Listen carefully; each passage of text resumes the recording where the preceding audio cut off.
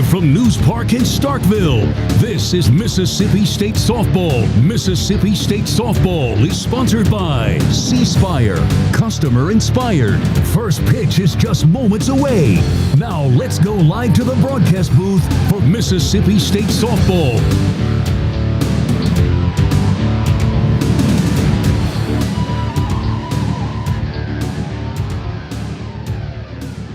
Good afternoon, and welcome into the Bulldog Student Sports Network on Learfield. I'm Ty Goldman alongside John Wesley Cochran here at News Park for Game 2 between number 17 Mississippi State and number 20 LSU. Mississippi State, after the Game 1 win yesterday, 5-3 over the Fighting Tigers, 35-14 overall, now 7-12 in the Southeastern Conference. LSU, with the loss yesterday, falls to 32-15 and 9-10 in Southeastern Conference play. Bulldogs looking for its first series win since the March 28th through 30th series at home against South Carolina. That was the last time and the only time Mississippi State has won an SEC series this season, so they're looking for their first series win since then. Yesterday was the first game that LSU has dropped in the month of April. They have really been successful this month. So the first game one they've dropped in the month of April after dropping every game one in the month of March. So they're prone to doing that. We've seen it this year, but for the first time in the month of April, they did it yesterday to Mississippi State. With the win yesterday, Mississippi State broke a streak of 4 straight Tiger wins in the series between these two.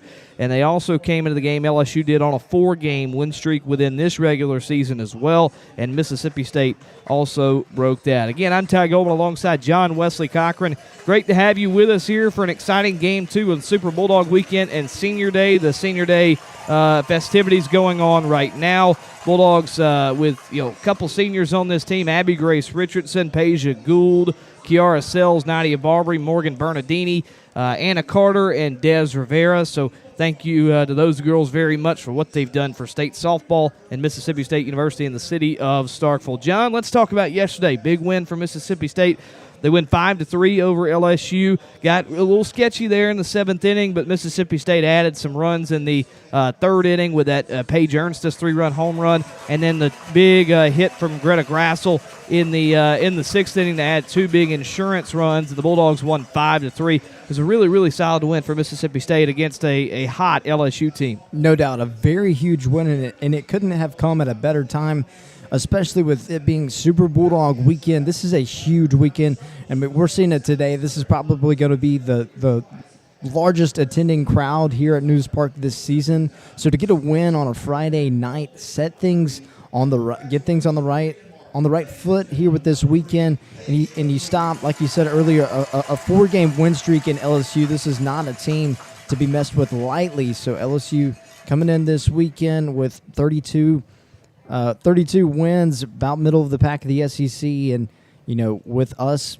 trying to crawl back in it, we're still putting the pieces together right before we wrap up the end of the season. But right now, gets the game won. Now you try to piece together another win to take the series this weekend. So for Mississippi State, you look at it's the 2nd straight series, I believe, that Mississippi State has won a game 1 here at home. So look at that South Carolina series, which they won. We were on the call for that series. They lost the game 1 and ended up winning the series, but it's the 2nd straight game 1 that State has won here at home. They won game 1 over Arkansas, but ended up losing that series 2 out of 3. But yeah, like you said, got off on the right foot yesterday. Just a huge win for Mississippi State. You look at it, and obviously I talked to Coach Ricketts about that a little bit earlier before the ball game. We'll have a interview coming up with her shortly, but look at it offensively. I talked about it with her. John, I thought the approach yesterday was really solid for Mississippi State. Obviously, it worked out for them in the hit column and the run column, but I thought the big thing was the lineup combined only struck out 1 time against LSU yesterday between the 2 pitchers they threw. So it just goes to show you continue to put balls in play, and that makes a big difference. LSU's got to field those and throw those over. I mean, Greta Grassel obviously put one in play, and it was a single, but that ball was in play in the 6th inning where LSU made a throwing error into right field, and State also brought in another run off of that. So State continued to put balls in play, and that was such a big deal yesterday. It's going to be important that they do that today as well. No doubt. It's important to put balls in play, and it's also very important to find timely hits. We talked that was the name of the game for us whenever we were on the call against South Carolina, but we see the last 14 runs that Mississippi State scored, it's been with 2 outs. So they've been able to piece together these 2-out rallies and be able to find base hits at the right time before 3 outs. So like you said, five runs yesterday. Love to see them piece together some good at-bats today against LSU. Yeah, well, I mean, you look at it, talking about timely hits, State went as a team, the average with 2 outs was .333, so really solid. And then you look to State has struggled this season with runners in scoring position. Yesterday was an improvement. They went .286 as a team, 2 for 7 with runners in scoring position. So I think that was a huge improvement for Mississippi State. Also, the timely runs for Mississippi State in that ball game. Obviously, the big home run for Paige Ernst, which was huge for her. But just to have those 2 runs in the 6th inning, because you had LSU score 2 runs in the 7th inning, which if you wouldn't have had those 2 runs in the 6th, would have tied the game there in the 7th inning. We could have went to extras or maybe had a situation where State would have had to walk them off. So, again, those were such huge runs for Mississippi State in the ball game. But Mississippi State's defense, and especially Alyssa Faircloth, had a really good game in terms of keeping LSU off the board for the most part and bringing a lot of defense or rather offensive momentum into that dugout. No doubt. And this pitching staff is already great as it is, but it makes a world of a difference whenever you have insurance runs in your back pocket, knowing that you can pitch in the circle with confidence. You don't have to worry about, hey, if I make a mistake here or I make a mistake there. You have that extra cushion in between the runs, so that if you need to give up a run or two, and that was that came in the 7th inning, and Bulldogs were still able to hold on even with their talent, even through mistakes. They have the hard work and the talent to back it up and be able to seal the deal against a very highly competitive, top-ranked team in the LSU Tigers. Well, looking what State's Alyssa Faircloth did yesterday, it was the 6th game this season in which she's finished with 10-plus strikeouts in a ball game. Got the win to move to 11-5. 6 2/3 innings, give up 5 hits, 3 earned runs, 5 walks, and hit 2 batters as well, had 11 strikeouts. But, just saying those 5 walks and 2 hit by pitches, and what I'm about to say is LSU did a lot of times in the ballgame. They went 5 for 7 in leadoff opportunities yesterday. So a lot of times in that ballgame, 5 out of the 7 innings, LSU was getting leadoff runners aboard. And the thing that was so impressive was Alyssa continued to work and battle through that and keep LSU mostly for the most part off the boards. Obviously, all 3 runs they scored were credited to her, but I mean, it held them scoreless for a majority of the ball game, and so it was impressive to see her continue to fight. And she had a lot of success yesterday, especially and didn't get rattled with runners on base for LSU. No doubt. I think one of the words I like to describe Alyssa Faircloth is a smooth operator. If she has any moment of adversity, she's able to bounce back, and she just flushes it. It's not like she thinks about it too much. She doesn't let it get to her head. She's able to get back in a rhythm, get back to throwing strikes, and we see how she was able to go 6 2/3, even with 5 out of 7 leadoff base hits. That is a gift, because a lot of people, they'll get if an average pitcher has 5 out of 7 leadoff base hitters, they're probably still not putting up these numbers, let alone putting up 11 strikeouts. John, I'll give you one more stat. With LSU yesterday, with runners on base, 3 for 18. They hit 167. So just goes to show you how impressive Faircloth was and how impressive Mississippi State's defense was yesterday, and in not getting rattled with runners getting on base. I also want to mention, too, you have Layla Amon come in getting her first save of the year, and we only pitched to 2 batters. The first one was a walk, second one was a ground out on a fielder's choice to win the game. But, man, I tell you what, she's been kind of beaten up in SEC play, and she's just comes back, and that's a big, big pressure cooker of a situation.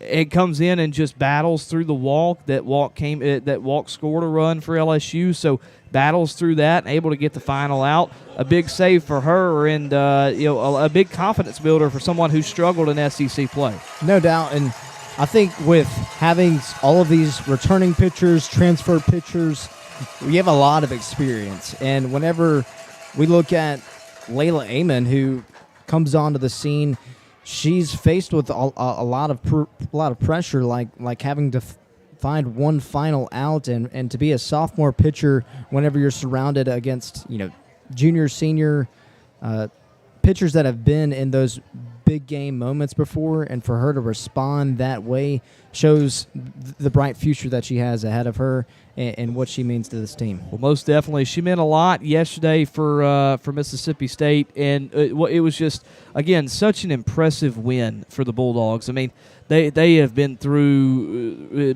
everything with this schedule that they've had this season, and obviously it's Coach Ricketts would say, well, we just got to play who's on the schedule. But I mean, there's no denying that Mississippi State, I mean, every single conference series up to this point has been against a ranked team. There's no denying that Mississippi State's played a tough schedule, and playing an LSU team that coming into this was 9-2 in the month of April, had won 3 out of their last 4 SEC series, or have won, because that'll still be decided today, and had won 9 of their last 11, including a series win over ranked Arizona. State just continues to not back down, continuing to fight, and I was very proud of what they did yesterday, and put on a show, and had a lot of momentum points in the ball game, but LSU had a lot of momentum points late, but State continued to battle and make sure that didn't affect them. So, John, we're going to take a break and be back. National Anthem about to be played here in Starkville, so we'll take a quick break. We're going to start with the pregame interview that I got with our head coach in Samantha Ricketts, and then we'll take a little commercial break and be back to give you the starting lineups for Game 2 between Mississippi State and LSU, just about set to get underway here at News Park and Super Bulldog Weekend in Starkville. I'm Ty Goldman alongside John Wesley Cochran. Thank you for tuning in today, and hope you stick around with us. Mississippi State and LSU about to take each other on here in Game 2. Bulldogs looking for their second series win of the season. This is Mississippi State softball on the Bulldog Student Sports Network and Learfield. I'm here with your Bulldog head coach, Samantha Ricketts. Coach, a big win last night, 5-3 over LSU in Game 1. What's the message to your team coming into Game 2, an opportunity to win an SEC series on Super Bulldog Weekend as well as Senior Weekend? We're just really looking to stick with what we've been working on the last few weeks and, take it one pitch at a time, trust our plan and our process, and stay on the attack, knowing that any conference series, any conference win in the SEC is tough, and we have to bring it every single day and not expect it to just be easy for us. Offensively last night, I thought the approach was great. You only struck out as a team one time, so you're putting balls in play, making them make plays, and obviously it worked out for you in the score column as well. So I wanted to talk about that decision to bring in Greta Grassel late in the ball game, and obviously she seemed ready for it, but what went into that decision, and how proud were you of her to have that such a big play late in the ball game to give you some much needed insurance? Yes, huge moment, not just for Greta, but for our team, and I think she just exemplifies everything that we want out of our student athletes. She's a hard worker, she's a great teammate, she does everything the right way, and she's really put in the time and been working hard, not just the last couple weeks, but the first 2 years of her career, and we've seen it show up for her. She's looked great at practice the last few weeks, and I know I wanted to get her an opportunity in a moment. It was a good matchup for her, and she was ready, she was confident, and just a really big moment for her, the team. You could just see how excited they all were for her in that moment as well, and that's where it's really special. Now, on the flip side, defensively, great night again. 7th inning got a little scary there, but I will say, you look at what Faircloth did last night, and LSU, for a lot of those innings, that ball game opened with a runner on. I think they went 5 for 7 in leadoff opportunities, but she continued to battle back and battle through that and continued to work all the way into the 7th inning. Amon comes in, gets the good save right there. They still haven't seen Peja Gould, and obviously your defense played well last night. Hopefully that can continue today. What's the message to them, and how proud were you at least of that pitching staff, and especially Layla Amon coming in late in a tight situation like that? Yeah, I mean, Alyssa's a competitor. She wants the ball in the big moments, and she's going to go right at them and attack and use all of her pitches. And even when a couple got away from her, walks, whatever it was, she answered right back. And that's always a goal for the pitching staff when they're out on the mound. And then Layla, again, like Greta, she's one who's looked really great lately at practice and knew she was ready for a moment. And just 4th time through the lineup, the middle of the order, we wanted to give them a different look, and knowing that she does a great job of getting ground balls and trusting her in the moment. And she knew exactly what she was coming to do. She was confident, trusted her pitches, and finished out that game for us in a big way. Well, thank you very much, Coach. Good luck to you. Thank you. Hail State. Trey Willis, shortstop. Marshall Jones, first baseman. Alex Philbin, center fielder. Hi, I'm Tim from C Spire. Am I in the right place? It always pays to have the right players on your team. That's why C Spire gives you fiber-fast home internet, nationwide 5G wireless, and best-in-class business solutions, all backed by local 24/7 support. C Spire, customer inspired. Hi, I'm Jake Mangum. Life is about making the most of your at-bats. So if you struck out looking for auto insurance, give Mississippi Farm Bureau Insurance a shot. Farm Bureau Insurance is offering huge discounts on their auto rates. In fact, over the last 12 months, Farm Bureau Insurance has taken 3 rate reductions. Talk about coming through in the clutch. So if you were with us before, you're new to Farm Bureau, it's time to come home. Visit msfbins.com to find great new rates on auto insurance. And go with the home team.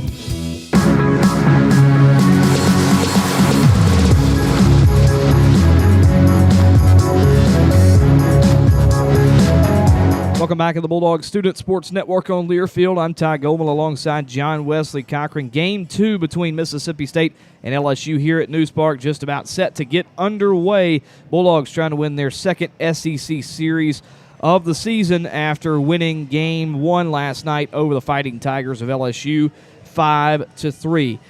John and I are going to get into the starting lineups here. I'll start off with LSU, and he'll give you Mississippi State starting lineup. First, starting off with the LSU lineup, 32-15 now, 9-10 after the loss last night to Mississippi State. Leading off and playing in center field going to be the senior Jayla Lassiter with a .343 batting average. She led off last night, going to do it again. LSU really not a lot of changes inside of this lineup from night 1 to now, I guess, afternoon 2 here. So you look at the 2 spot, and at second base going to be the junior with a .319 batting average, Sierra Daniel. At the 3 spot and over at shortstop going to be the junior transfer from Mississippi State in Kylie Edwards, .326 batting average. In a cleanup spot out in right field going to be the sophomore Alex Franklin, garnering a .276 batting average. In the 5 spot over at first base going to be the sophomore Tori Edwards, a .282 batting average for her. Behind the plate and going to be in the 6th spot, the senior Macy Bajron, .218 batting average. The designated player once again in this ball game. And now moving up to the 7th spot, going to be the junior Allie Hutchins with a .219 batting average. In the 8th spot and out in left field going to be the sophomore Destiny Harris, getting the start out there in left today. .282 batting average for her. And rounding out the order over at the hot corner at third base, going to be Avery Hodge, a senior with a .188 batting average. And the starter for LSU, will get more info on her when we get to the bottom of the first, but it'll be the righty junior with a .350 ERA, CC Salura. Now, John, let's hear Mississippi State's starting lineup. Yeah, leading off and playing shortstop will be Morgan Stiles, the sophomore, sitting at a .333 batting average, batting second. And playing third base, the senior Nadia Barbary. In the 3-hole spot will be the right fielder, number 9, Kiara Sells, the senior, sitting at a .381 batting average, leading the Bulldogs in that category. Cleaning up for Mississippi State will be the first baseman, Paige Ernstis, sophomore, sitting at .162. The designated player in the 5 spot will be number 19, Anna Carter. 6'7" will be 83, Zion Romero, and left fielder in the 7th spot, Morgan Bernardini. And rounding out will be in the 8-hole spot, playing behind home plate will be Des Rivera. In the bottom part of the order will be center fielder Abby Grace Richardson, the senior, sitting at .230 batting average. And in the circle will be Paige Gould, the senior right-handed pitcher. So the Bulldogs with a little bit of a change there in the order. You had Kinley Keller starting center field yesterday for States. Now the senior on senior day, Abby Grace Richardson, gets the start in center here at home at News Park. Umpires for today's game, it's the same 3, obviously, but behind the plate, they've switched up a little bit. Behind the plate, Kaylee Young. At first base, Ron Alexander. And at third base, Chelsea Clark. Now let's look into our starter for Mississippi State in this game, Paige Gould, senior righty, transfer, spent 3 years at UT Chattanooga. .209 ERA, 14-9 record. This will be her 31st appearance, 22nd start. Has gone 11 complete games this year, 124 flat innings pitched, 76 hits, giving up 44 runs, 37 of them earned, 37 walks, 146 strikeouts opponents with a 170 batting average against her. I'll mention her last 3 starts have not really gone in her favor. She's received losses in her last 3 starts. That was Game 3 to Arkansas and Games 1 and 3 to Texas A&M. But in those ball games, she gave up, in terms of earned runs, in that Arkansas game, she gave up 5, and then in the Game 1 A&M, she gave up 3, and in the Game 3 against A&M gave up 7 and only went 1 inning. So it struggled in those last 3 starts, but trying to turn the tides in this one against LSU. No doubt, and she has all the talent and all the experience in the world coming into this. Has she seen some struggles in conference play? Yes, but does that not mean that she can bounce back and put together solid outings? That is definitely for certain. We're looking forward to seeing her shove in the circle today. Mississippi State in their white pins, maroon script state across the front, maroon numerals. LSU in all purple today. First pitch, going to miss outside for ball 1. First pitch, 2:06 p.m. Central Time here in Starkville. Again, I'm Ty Goldman alongside John Wesley Cochran. Glad to have you with us here for Game 2 between Mississippi State and LSU. Jayla Lassiter in the box, and a big swing and a miss for strike 1. So the count now 1-1. Again, LSU all purple. Got the white LSU across the front, white numerals, and looks like they got the tiger eye on the pants as well. So 1-1 the count. Here's the pitch from Gould. Breaking ball, catches the outer half for strike 2. So good to see her all-speed. That's kind of how she is. Coach Ricketts has described her as kind of an old-school pitcher. Loves the all-speed, and it's working early today. No doubt. Here's the 1-2. Swing and a miss, strike 3. The Bulldogs got 11 strikeouts last night from Alyssa Faircloth. And Tasia Gould already starting off with her first strikeout of the ball game and the first batter she sees. Yeah, you kind of spoke it into existence there, Ty. I mean, already saying that the breaking ball is working, does it again on the strike 3. So Sierra Daniel now going to step in for LSU. First pitch to her. Hit hard but foul and out of play down the right side for strike 1. So a long foul ball there. Look at what she did last night, 0 for 4 in the ballgame, struck out 2 times. So looking to make the most of her opportunities today. Here's the 0-1 to her. Misses high. Count evens, 1 ball, 1 strike. Look at that average for her now, sitting at .319 after the 0 for 4 night. She's collected, though, 44 hits on the season, one of the best hitters in this Tiger order. Sends a solid shot out to right center, giving a good ride and gone. And she rights all the wrongs from last night, and it's a solo home run here in the top half of the first. And LSU has the early lead in Game 2 over Mississippi State as that one is sent out of the yard here at News Park. Yeah, you weren't lying whenever she redeemed herself, because that was a rocket right to right field. For Daniel, her 3rd home run of the season. And a good start for LSU, and so the pressure applied on Mississippi State and Tasia Gould early in the ball game. And now it'll be Kylie Edwards who stands in for LSU. Edwards mentioned this when we were going through the lineups. Again, a transfer from Mississippi State. Played for 2 years here last year and the year before. First pitch to her misses for ball 1. She went 0 for 1 last night. Had a couple of hit by pitches and also a walk. Pops this one up, and it is foul and out of play into this packed crowd. We got John mentioned that in the pregame. Got a lot of people here. Obviously, Super Bulldog weekend. You got today it's softball starting early, and then baseball will be later at 6:30. So should be a packed crowd over there at Duty Noble Field as well. But we got one here. This one misses away. The count now 2-1 on Edwards. Yeah, I would say that the line felt like almost a quarter of a mile outside of the ballpark. Lots of people getting ready for trying to find a spot here in News Park today. 2-1. Grounded over and to third base and through in the left field. So Edwards with her first single and her first hit back at home, back at her previous home here in Starkville. And so she able to get a one-out single, and the Tigers continuing to work here in the top half of the first inning. Yeah, that's just a really hard-hit ground ball. Just splits both of the defenders at third base and shortstop. Hard-hit ball. Great hit. That'll be Alex Franklin standing in. First pitch to her misses low and inside for ball one. Franklin 0 for 3 last night, but a walk in the ball game. So continued that on-base streak that she had. It's now at 16 games. Started way back on March 24th. Sends this one to left, but foul and out of play for strike one. The sophomore out of St. Amant, Louisiana, one of the 3 Louisianians on the ball club for LSU.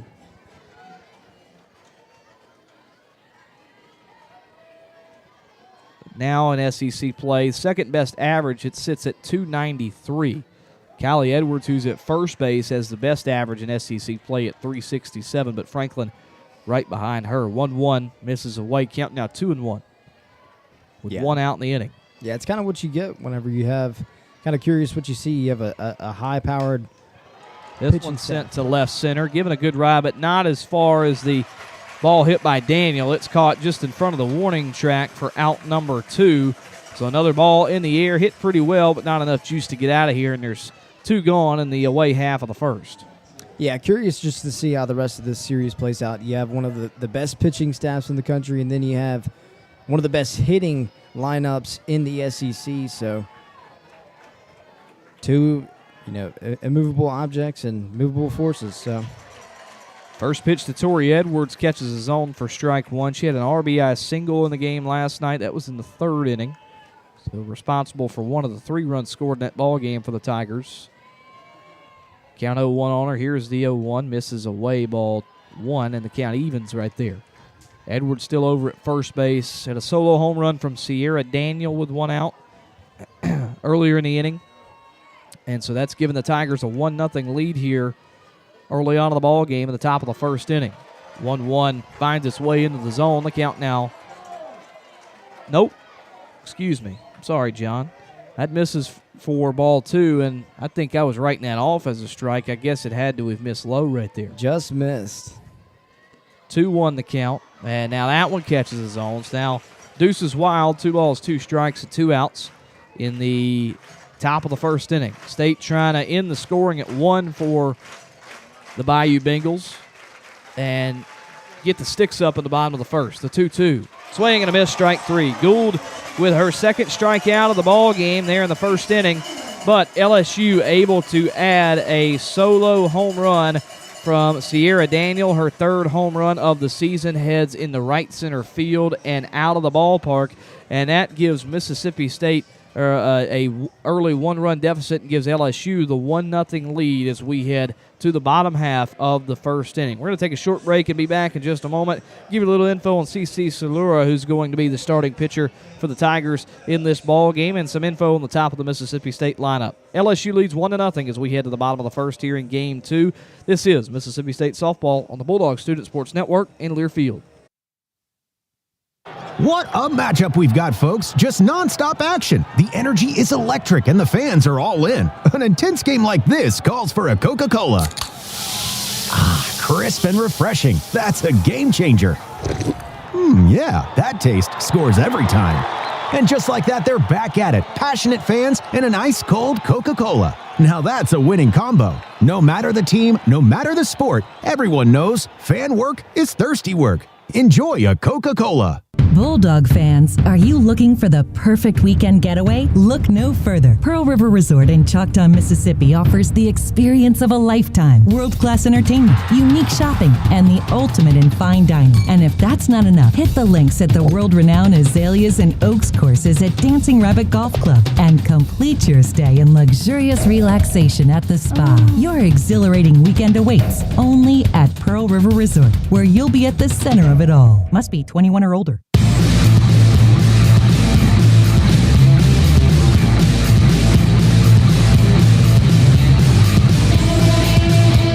Welcome back to the Bulldog Student Sports Network on Learfield. I'm Ty Goldman alongside John Wesley Cochran. We head to the bottom of the first inning With LSU on top 1-0 after a Sierra Daniels solo home runs, the Bulldogs will have to climb out of an early hole here.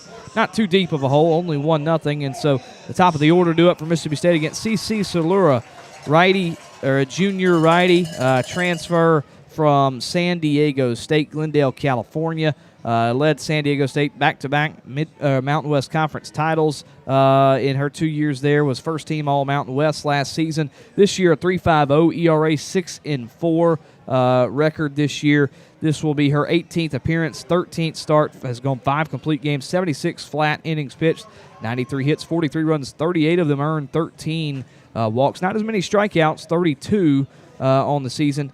Opponents with a .299 batting average against her, so Bulldogs look to go to work here in this ball game. You look at what she has in SEC play as well, a 4.69 ERA, and opponents with a .296 batting average against her, and her record 2-4.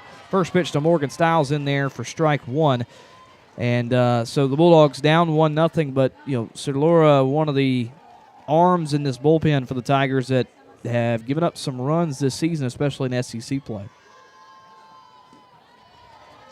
0-1 misses away. The count now 1-1. And you look, too, at her earned runs, 38 total on the year. 25 of them have come in Southeastern Conference play. 1-1 the Styles. Almost offered, but stays back with the bat. And that one misses outside for ball 2.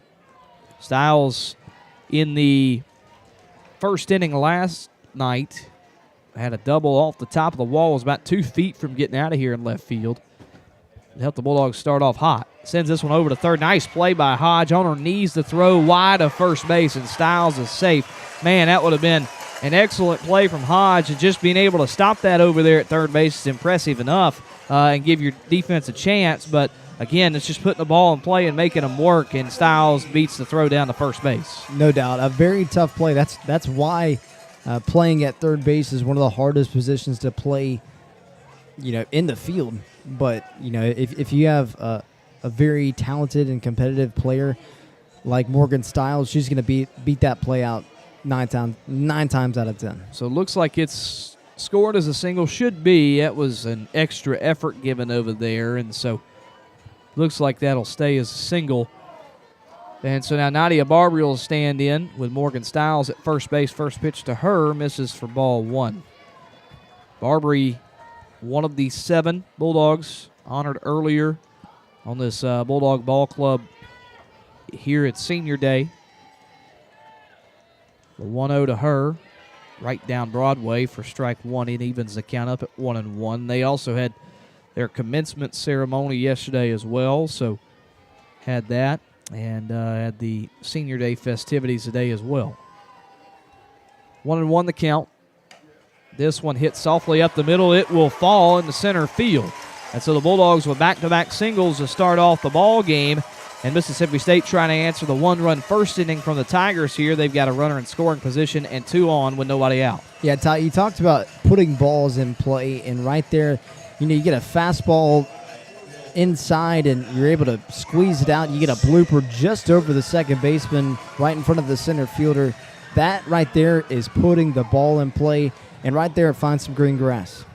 So now Kiara Sells will stand in with 2 runners on and nobody out. First pitch strike to her from Salura.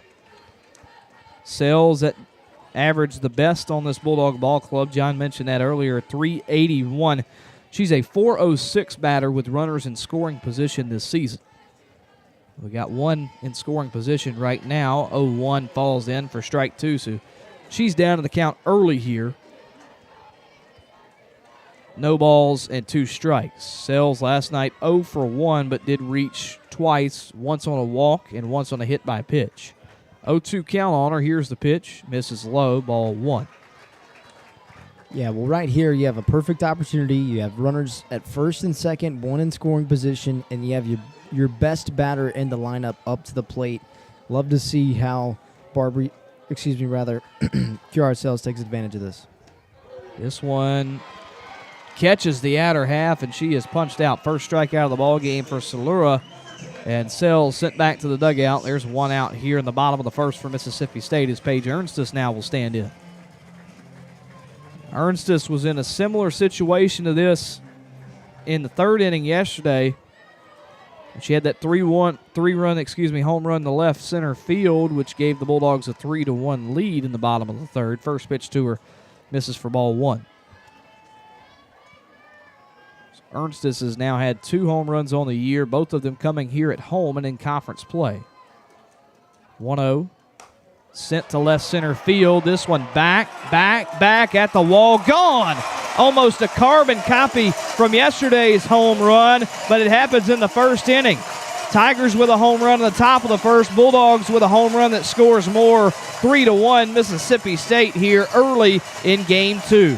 Paige Ernstus proving all of the doubters wrong. She makes the switch in the lineup in the South Carolina series to the cleanup spot. Right there, she shows you exactly why she's batting fourth in the lineup for Mississippi State. Man, I mean, it looks like a third inning all over again yesterday. LSU scored 1 in the top of the third yesterday, and State answered with 3 in the bottom of the third with a Paige Ernstus 3-run home run, and we get it in the first inning today. That one hit almost exactly the same. I mean, to the same spot and everything. So Paige Ernstus with her 3rd home run of the year, and the Bulldogs lead 3-1. It's Anna Carter who stands in. The first pitch to her misses for ball one. Yeah, I'm curious to see how the rest of things play out, because having that 2-run, that energy type of play, that, especially early on in the game, sets things off in a chain reaction. I'm curious to see how Mississippi State reacts. 1-0 catches the outer half, and the count now even at 1-1. Yeah, I mean, State's had, again, 3 hits early here in the ball game. LSU had 2, so we could walk into kind of an offensive ball game here. This one fouled off the catcher, Bajran, and count now 1 ball and 2 strikes on Anna Carter. But again, yeah, I could find ourselves in some sort of an offensive ball game here. State really hadn't had any of those this year at home.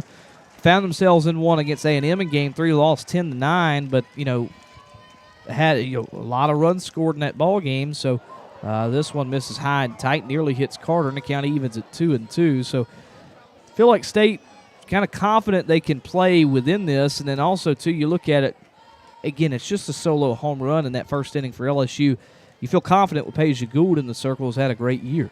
Yeah, you would like to think that. This one sent up the middle and off the glove of the second baseman in Daniel and in the center field. So another hit for Mississippi State. John, I don't know if you're counting, but that's 4 here. And the Bulldogs continue to work as they lead 3-1 here in the bottom of the first inning. Runner at first now with 1 out. Yeah, we talked about a lot of runs, a lot of hits that happened with 2 outs over the past few games. Right now, only 1 out. The Bulldogs are just coming to play today. So Zion Romero will stand in. First pitch to her. That just misses low for ball 1. And Romero, if you look back to the A&M series in Game 3, had a big hit in the first inning. Had a grand slam, a part of a State 6-run first. And so maybe a home run here wouldn't be too bad. I don't know about you, John, but I don't think I'd mind that too much. There's a swing and a miss. It kind of evens at 1-1. We'll take a home run any day.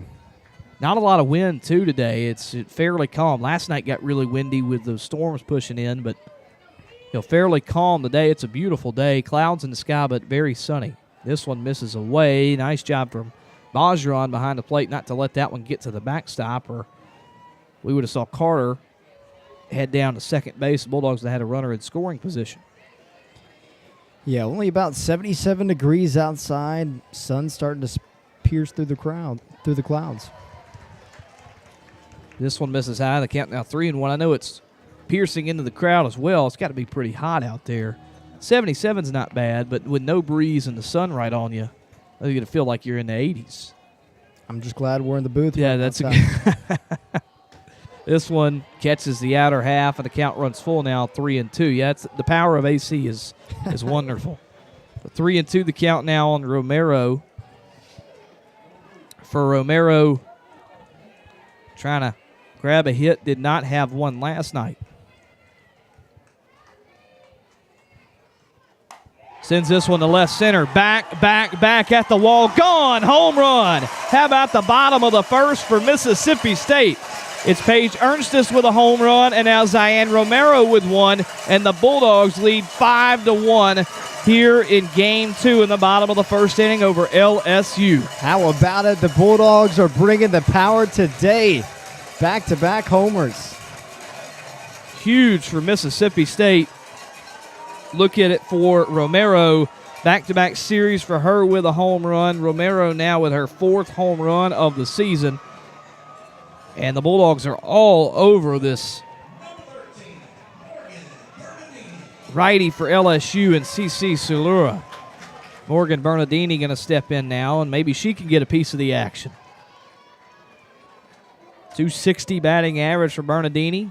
Bulldogs lead 5-1 in the bottom of the first. Chopper over to third, Hodge up with it. Slow throw over to first, but it's in time for out number 2. Good play from Hodge. And now that'll send us to the 8 spot in the order. State's nearly gotten to the very bottom, but at the 8 spot now it's Des Rivera who will stand in. Well, I guess we can thank Ty Goldman for that 2-run shot. I mean, he asked Ziane to maybe send a moonshot over to the left side, and she came through. I do what I can for the Dogs, man. I do what I can. First pitch to Rivera. Catches his own for strike 1.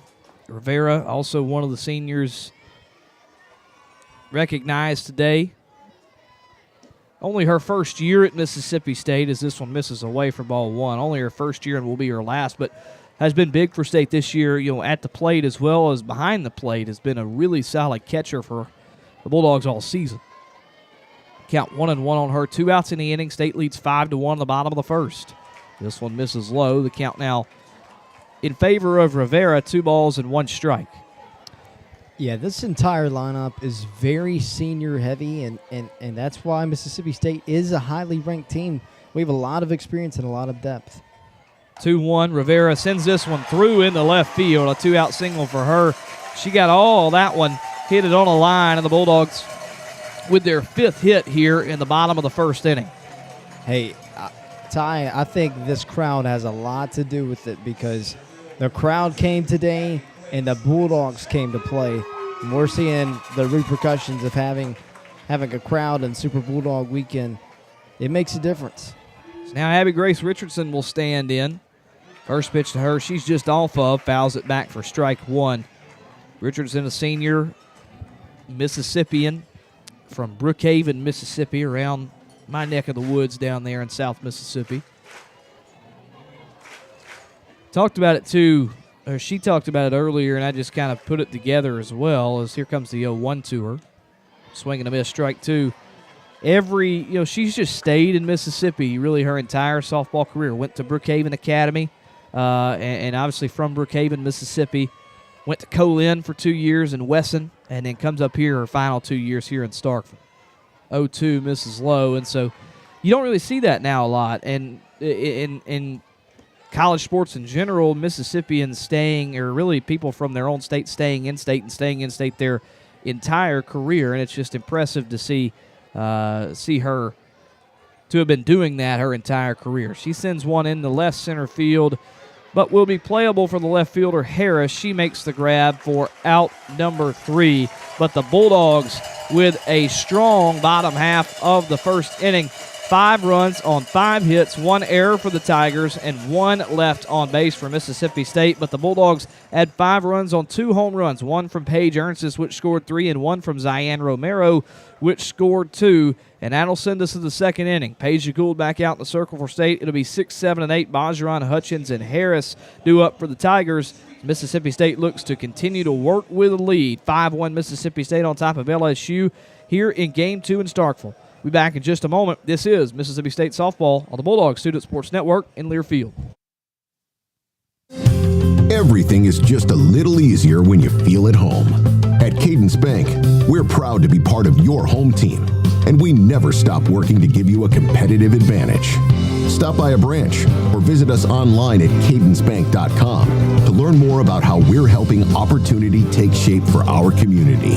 There's a hit out to left field. This one is gone. Cadence Bank, a proud sponsor future of Mississippi State athletics. Equal opportunity lender, member FDIC. Hey fans, I know you'd do anything for a win on game day and an ice-cold Bud Light. Because whether you're tailgating in the parking lot or parked on the couch, sitting on your lucky stool at the bar, or standing in the fan section all game long, the clean, crisp taste of Bud Light turns a win into a win-win. And there's nothing easier to enjoy than that. Bud Light. Easy to drink, easy to enjoy. Enjoy responsibly. Anheuser-Busch Bud Light Beer, St. Louis, Missouri.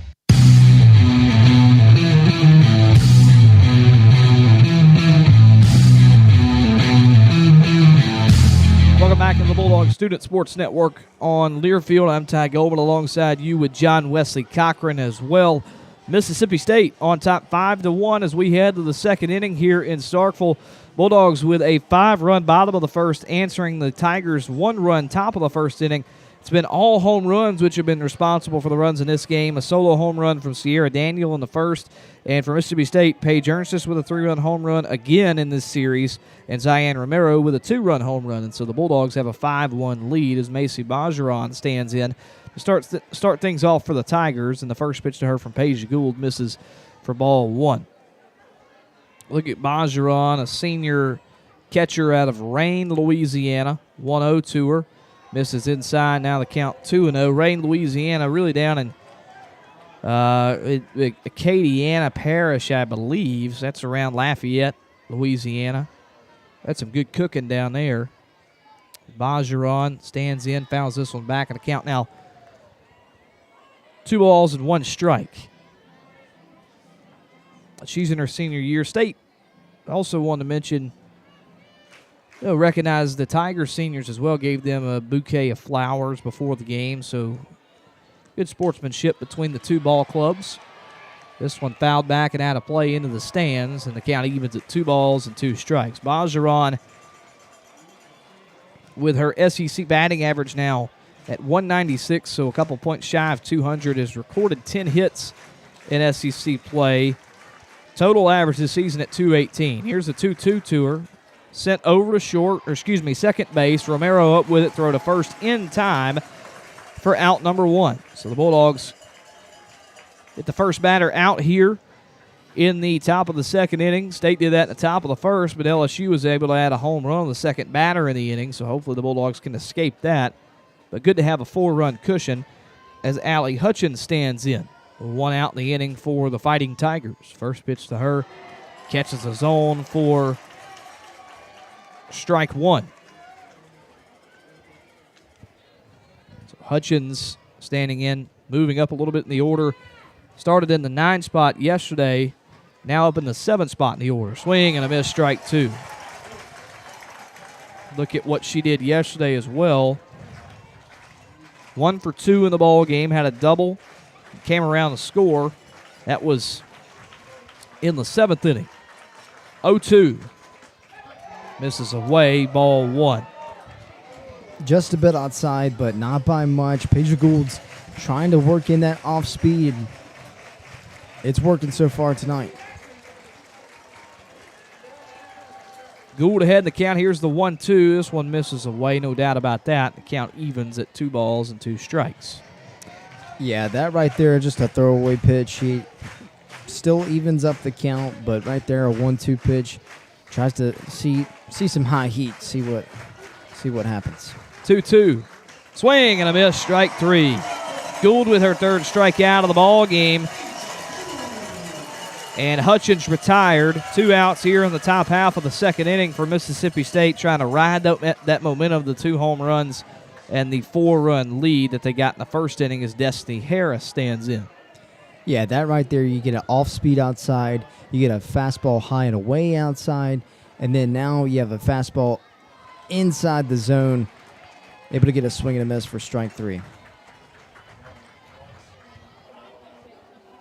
So Harris stands in, first pitch to her, a strike. She pinch hit last night, I believe. No, came in and pinch ran last night for the Tigers. Swings and misses for strike 1. Pinch ran for the Tigers last night. Sophomore out of Norfolk, Virginia. Only played 2 games last year. Has played more this year. This is her 36th game game played now. Her 16th in SEC play. The 0-2. Swing and a miss, strike three. Gould with back-to-back strikeouts to end the top half of the second. Had Mississippi State all over LSU right there in the top of the second, and especially in the bottom of the first two. And it's 4 strikeouts now in the ball game for Gould, and Mississippi State has a 5-1 lead as we head into the bottom half of the second inning. And John, we'll stay here and talk about what we've seen so far. I mean, just been really impressive. State's answer, and obviously State had an answer for LSU, in that third inning last night. They do it again in the first inning today. And so Bulldogs have just been battling, and it's been really impressive, and especially to see what they've done in this ball game here. Yeah, some really early adversity, but we have seen the fight, and the Bulldogs have fought back really strong. I mean, Paige Gould able to bounce back, able to lock in after giving up the solo shot, and then the bats have been hot.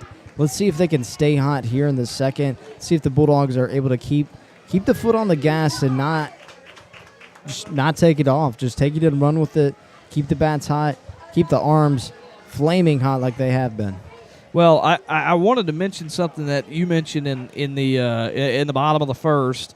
It was, you mentioned all that the seniority on this ball club, the experience on the ball club is something that helps Mississippi State, and you're exactly right in that. I mean, a lot of this lineup's senior heavy. Gould is a senior as well who's pitching. You saw Faircloth last night, a junior, so she's had some experience. But one thing that's interesting about it too, also when you look on the opposite side of that, those 2 home runs coming from sophomores. Ernst is a sophomore, Romero is a sophomore in their second year here, both of them respectively at Mississippi State. So again, both of them sophomores. Ernst has had the home run last night, so you've seen those younger players come up.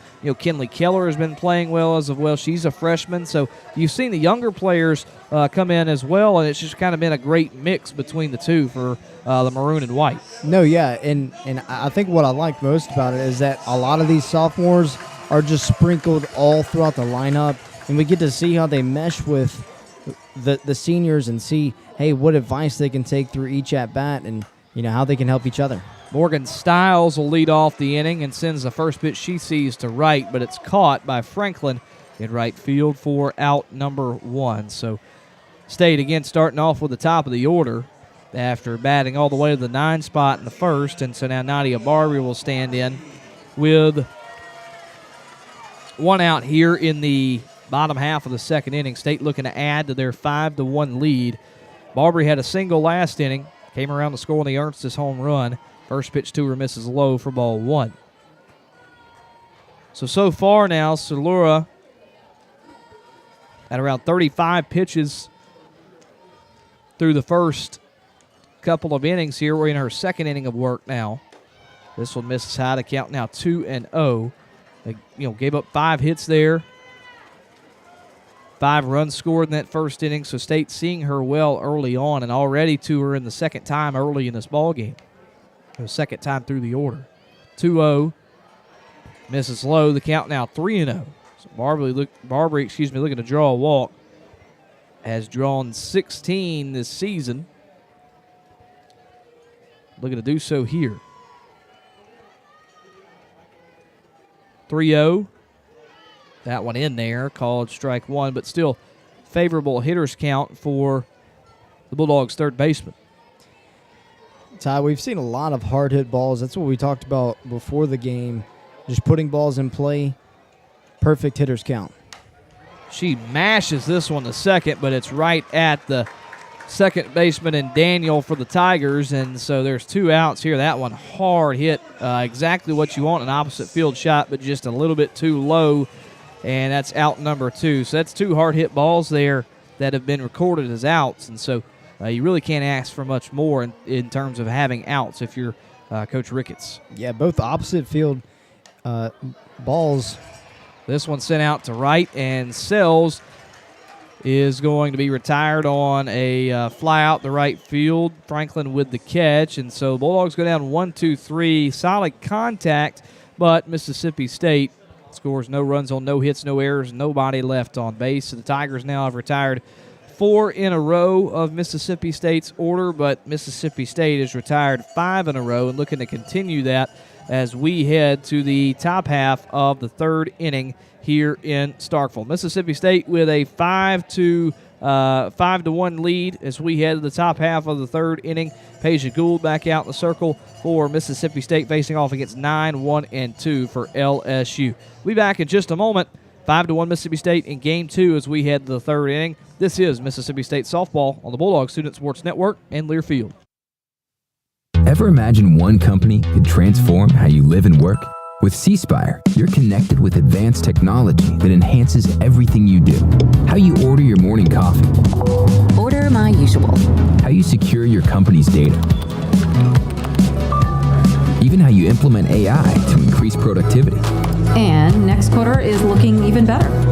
Giving you the confidence and control to accelerate business growth. There's more to see. C Spire. Customer inspired. Southern Ag Services and Alliance Ag Risk Management have deep roots in the farming communities of Mississippi and the Mid-South. Using crop insurance and research-based agronomy, our strategies will minimize your production risks and maximize your economic returns. Partnering with us ensures you'll get years of farming experience and local successes to help you make solid decisions. Alliance Ag Risk Management and Southern Ag Services, 662-268-8006.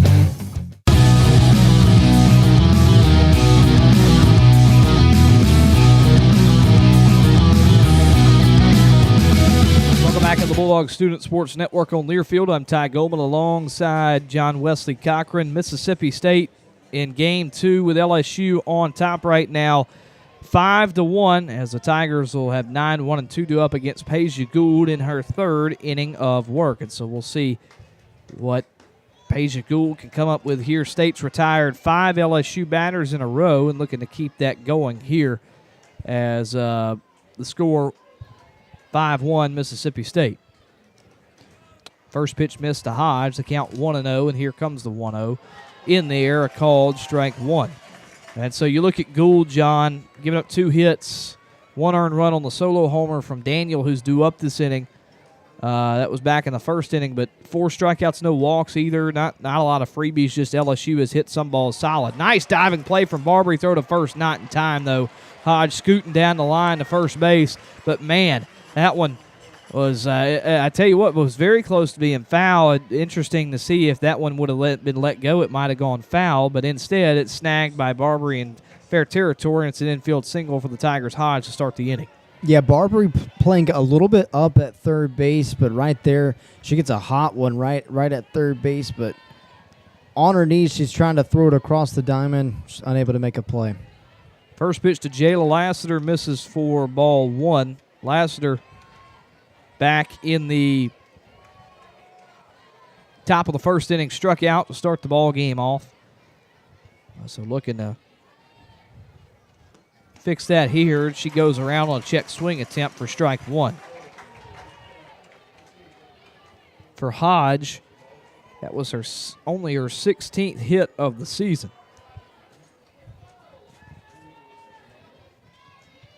1-1. Misses away, and the count now 2 balls and 1 strike. You also look at her in SEC play. That was her, she gets the double digits. That was her 10th hit in Southeastern Conference play.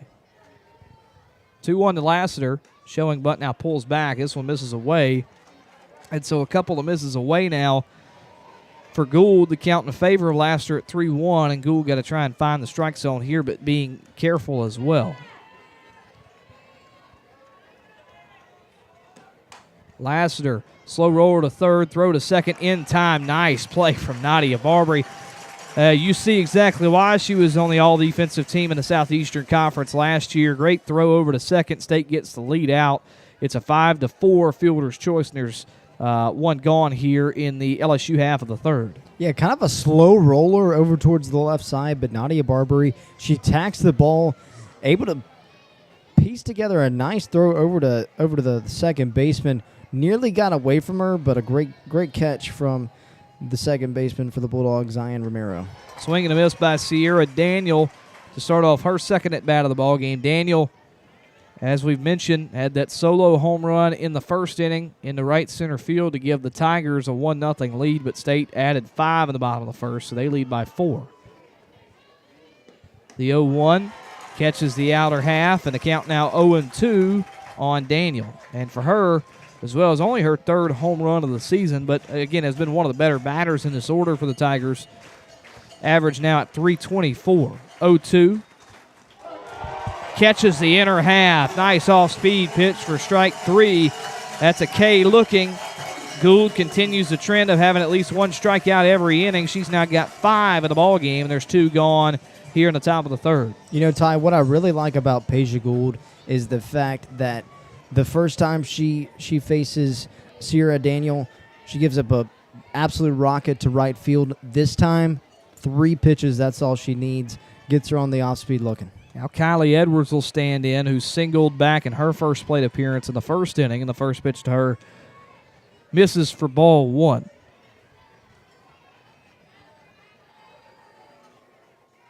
On a now 8-game reached base streak. Did not have a hit last night, so her 6-game hit streak ended last night, but again on an 8-game reached base streak for the Tigers. 1-0 miss, count now 2-0. Here's the pitch. That one misses as well. So now 3-0, and the 2-out walks are not very awesome. That's for lack of a better term there. Probably could have used the vocabulary a little bit better there, but don't want to have any 2-out walks, and we get one here as Edwards draws a 4-pitch walk. 2-out walk for Mississippi State's Peja Gould, her first walk she's registered in the ball game, and there's a runner at first and second now for the Tigers with 2 outs in the top of the 3rd. Yeah, right here we see a little bit of adversity with Peja Gould, but 2 outs. She's got a stellar defense behind her. She's facing the cleanup hitter right here in Franklin, but she's already seen how she's been able to defeat her on her first at-bat.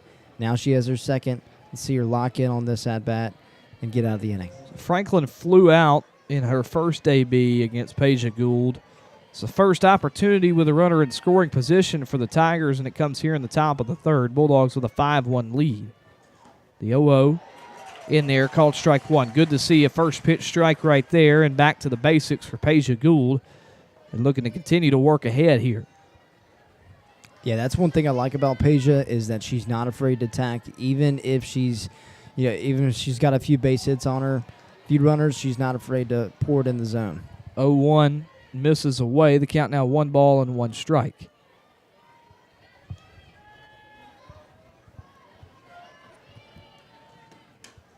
And a 1-1 fouled away. The count now 1-2. I mean, that one just barely fouled off from Franklin. Almost a near golf shot, if you ask me, Ty. Right there, a low inside fastball, and Franklin able to just barely clip the inside of the bat. So Gould ahead in the count 1-2. Here's the pitch sent into shallow center. Rounding 3rd is going to be Laster. Throw to the plate cut off, and the Tigers add a 2-out run and cut the lead down to 3. For Mississippi State, it's now 5-2, and a clutch hit from Franklin there with 2 strikes in the count. Yeah, hats off to Franklin right there. Hit it right up the middle. Wasn't a very hard hit ball, but placed it where the defense couldn't get to it. Able to score a run. Thought that we might have seen a play at the plate right there from Richardson from center, but nonetheless, play was cut off. Let's see if Peja can lock in here with runners at first and second. Tori Edwards now standing in. First pitch to her misses low and inside for ball 1. Good start for the Tigers with their first opportunity with runners in scoring position. Now 1 for 1. Here's the second opportunity. 1-0. Floats into the strike zone for strike 1. The count evens. Edwards last night had an RBI single in the 3rd inning. Leads the team in home runs. She's 0 for 1 today. Big swing and a miss there, strike 2.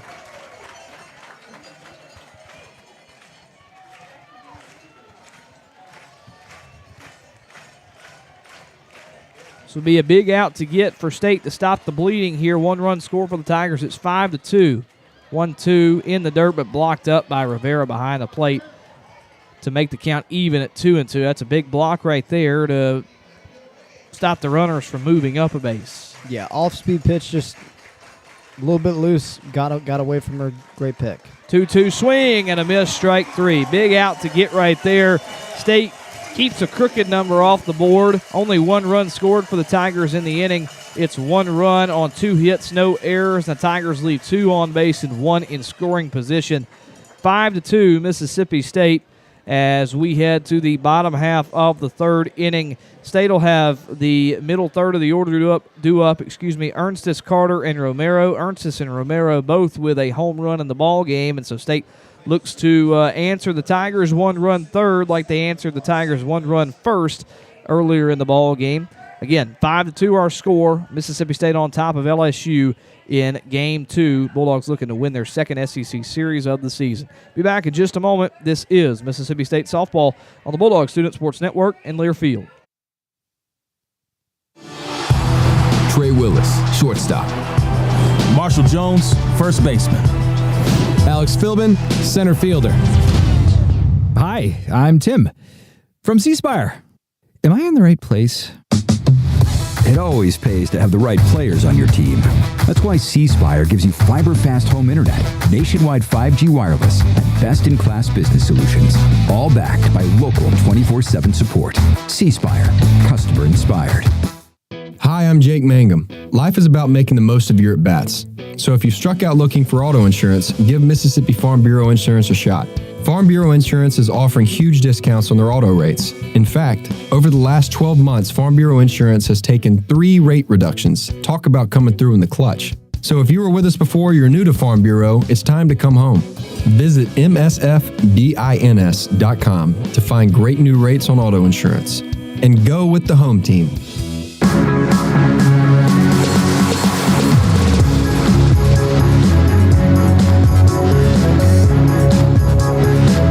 Welcome back to the Bulldog Student Sports Network on Learfield. I'm Ty Goldman alongside John Wesley Cochran as Mississippi State leads 5-2 as we head to the bottom of the third inning. Tigers with 1 run in that top half of the third, and so State looks to answer like they did in the top of the first with the Tigers, or in the bottom of the first with the Tigers scoring 1 in that top of the first inning. State scored 5.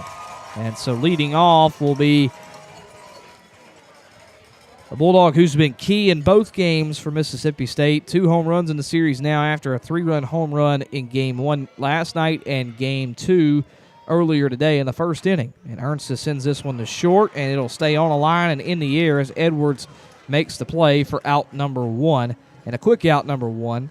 And Salura, after that struggle of a first inning, has kind of found her stride here and found her rhythm in the bottom of the third. Anna Carter now going to stand in for State with 1 out in the inning. Yeah, we've seen a lot of hard-hit ground balls from Mississippi State today. That one nearly got down. This one misses to Carter for ball 1. Carter in the first inning reached on an error,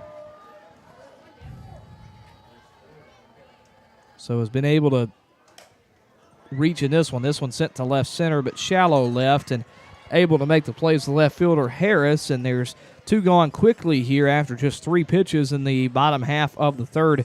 Tigers have now retired 6 in a row since the bottom half of the first inning. Yeah, last inning we saw back-to-back flyouts to right field. We saw a line drive right to the second baseman. This inning, we're seeing the exact opposite. First pitch to Zion Romero, catches his own for strike 1. Romero with that big 2-run home run in the first for Mississippi State. That extended their lead to 4. It's now at 3 at 5-2. Bulldogs still putting balls in play. Only have been struck out once in this game. This one misses high, and they count now 1-1. But only have been struck out once in the ball game is Mississippi State. And it's, just kind of a replica of what they did yesterday as this one catches the outer half. Count now 1-2. But just kind of replicates what they did yesterday. Bulldogs only got struck out 1 time yesterday as well. And time called. Romero going to go talk with third base coach Tyler Bratton. But, I mean, that's the big thing, and we've talked about that a lot in this game already, is just making the defense make plays. I mean, LSU made 2 errors yesterday. Have made one already today. So, 3 in this series, and so anything really can happen when you put a ball in play. 2 outs in the inning. Base is empty. Romero in a 1-2 count. Salura trying to retire the 7th straight Bulldog batter in a row. Here's the pitch. Sent to left center field. Will it drop? It will. Nice diving effort from Harris, and she's able to have that one go into the glove off the bounce. But it's a 2-out single for Romero, and she continues her great play. Now 2 for 2 in the game with a home run and a single. The Bulldogs have life in the 3rd. Yeah, heads up play right there for Harris. Nearly made a diving catch. Got to tip your cap to her. Love the effort out in left field, but right there makes a beautiful, well-hit ball. Romero gets it down. Let's see if Bulldogs can get another little 2-out rally going. So Morgan Bernardini now will stand in.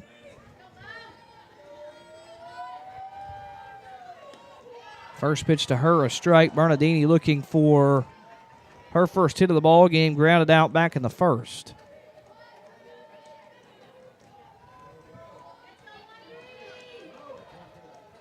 Runner at first base is Romero.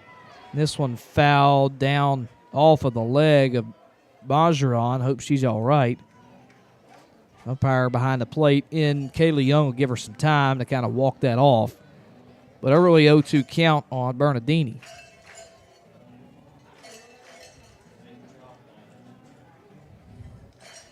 But a busy weekend here in Starkville. We've mentioned Super Bulldog weekend. You got baseball, and it's rare that this really ever happens in the same weekend. Baseball playing LSU here at home and softball playing LSU here at home. But baseball playing against the Tigers tonight at 6:30. Won last night off a walk-off home run, Kevin Maluski, in the 10th. And the Bulldogs won 10-8 in extras. So a busy weekend here. Also had the Weenie Dog race in the Cotton District, and that's always a fun time. And I saw some pictures from there. There's a lot of people there.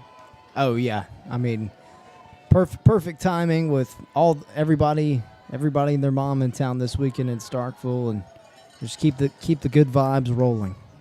This one, an excuse me swing there from Bernardini, just clips the bat. It's a foul ball, and the count stays where it is 0-2. So Bernardini trying to stay alive. Always a fun time, a Super Bulldog weekend. Again, a great crowd here, packed out, and there's a lot of fans as well along the outfield wall. The 0-2 to Bernardini catches the outer half for strike 3. So the second strikeout of the ball game for Salura. Bernardini goes down on strikes. Bulldogs able to get a runner aboard, but unable to add any runs to their lead, and the score stays 5-2 for State.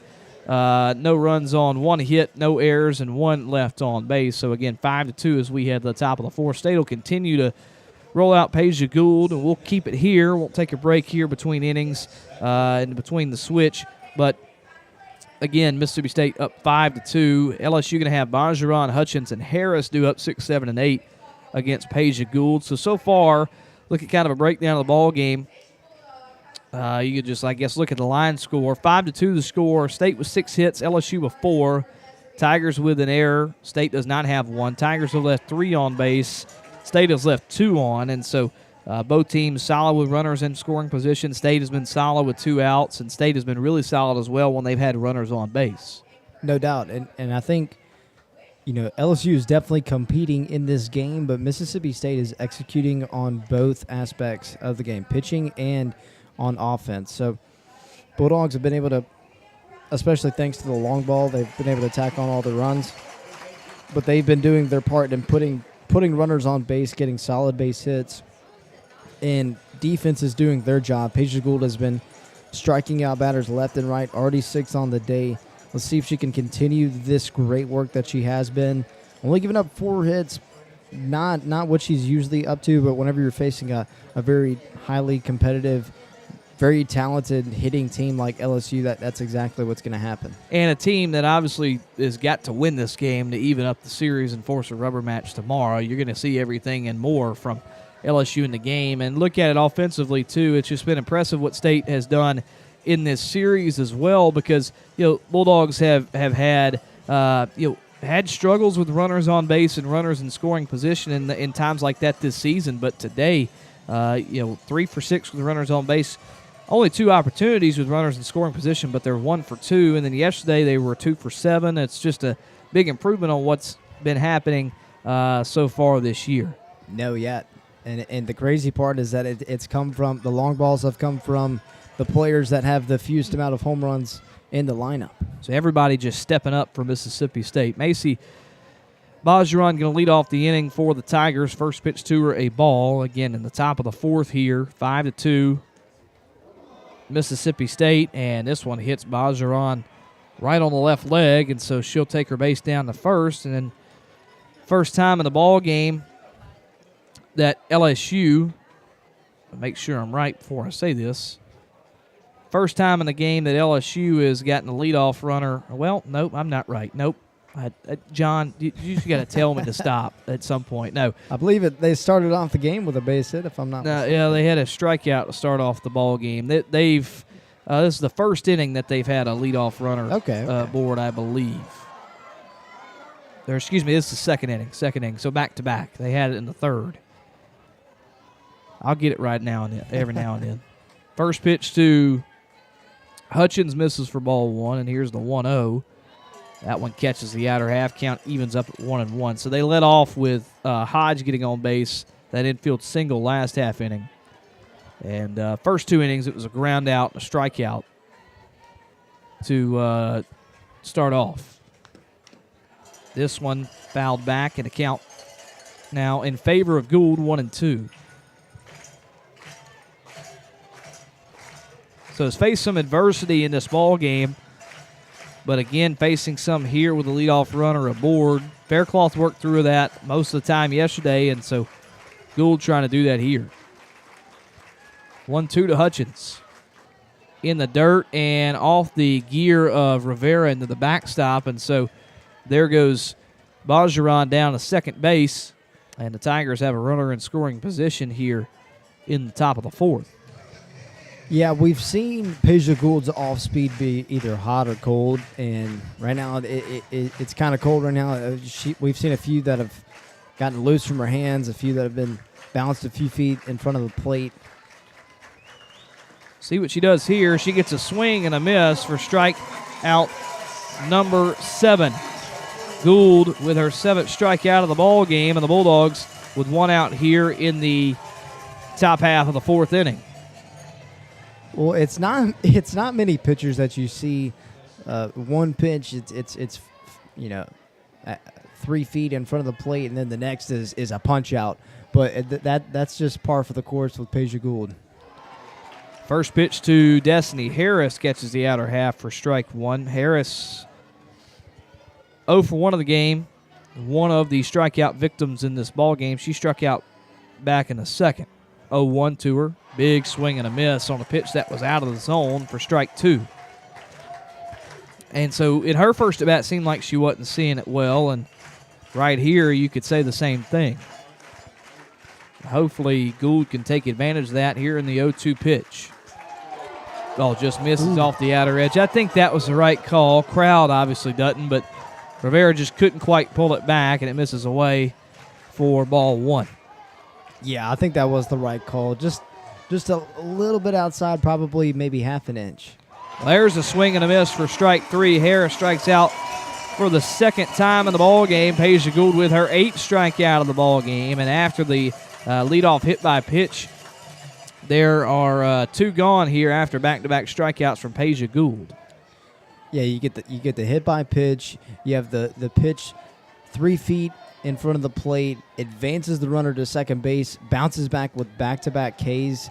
That's what I like most about Peja Gould. Hodge now will stand in. First pitch misses for ball 1.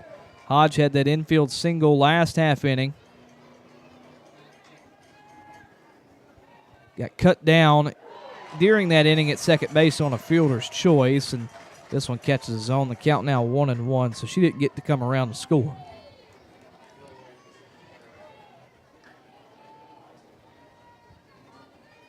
One to her. That one right down the middle for strike 2. So Gould trying to respond As I mentioned after the leadoff hit by pitch, trying to get through this inning without having to see the top of the lineup with a runner aboard.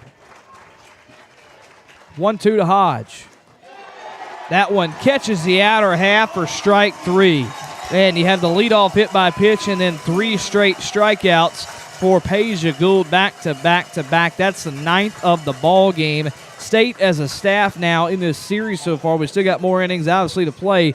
20 combined strikeouts, and the Bulldogs rolling into the bottom half of the 4th with a 5-2 lead over the Fighting Tigers of LSU. State will have 8, 9, and 1 due up. Rivera, Richardson, and Stiles when we get back, and they'll face off what looks like to be maybe a new pitcher in the ball game. No, they'll go up against CC Salura once again. So we'll see more of her as Mississippi State leads 5-2 as we head to the bottom half of the 4th inning.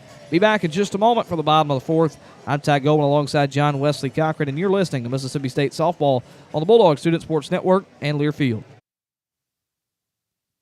What a matchup we've got, folks. Just nonstop action. The energy is electric and the fans are all in. An intense game like this calls for a Coca-Cola. Ah, crisp and refreshing. That's a game changer. Yeah, that taste scores every time. And just like that, they're back at it. Passionate fans and an ice-cold Coca-Cola. Now that's a winning combo. No matter the team, no matter the sport, everyone knows fan work is thirsty work. Enjoy a Coca-Cola. Bulldog fans, are you looking for the perfect weekend getaway? Look no further. Pearl River Resort in Choctaw, Mississippi offers the experience of a lifetime. World-class entertainment, unique shopping, and the ultimate in fine dining. And if that's not enough, hit the links at the world-renowned Azaleas and Oaks courses at Dancing Rabbit Golf Club and complete your stay in luxurious relaxation at the spa. Your exhilarating weekend awaits only at Pearl River Resort, where you'll be at the center of it all. Must be 21 or older.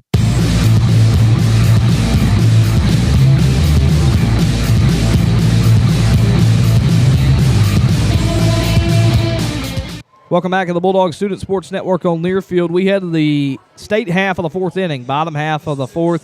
Mississippi State on top 5-2 in Game 2 over LSU, looking to win their 2nd Southeastern Conference series of the season. State with Des Rivera to lead off the inning. It'll be CC Salura back out in the circle for the Tigers. Has pitched a couple of scoreless innings in a row now, looking to continue that after that 5-run first inning for Mississippi State. But the first pitch to Rivera, a ball. Rivera 1 for 1 in the game, had a single way back in the first inning. And so her second plate appearance here. Hits this one over to short. Edwards with it off the backhand, throw to first in time for out number 1. That one kind of a knuckler off the bat right there, but Edwards able to stay on it and make the throw to first in time. Yeah, you saw a little bit of a hesitation from Edwards, but had plenty of time. Makes a nice throw over to first base. Now Abby Grace Richardson will stand in. First pitch to her. She fouls back for strike 1. AG 0 for 1 in the ball game. Flew out back in the first to end that 5-run first for Mississippi State.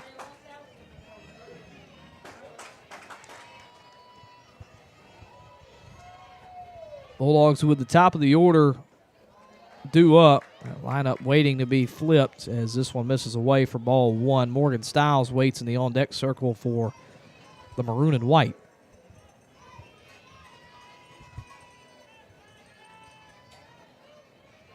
One misses high, ball 2. Got some smoke rolling out there in the outfield as well. Obviously, you always see that at Duty Noble Field, but got a 10 out there and some smoke rolling.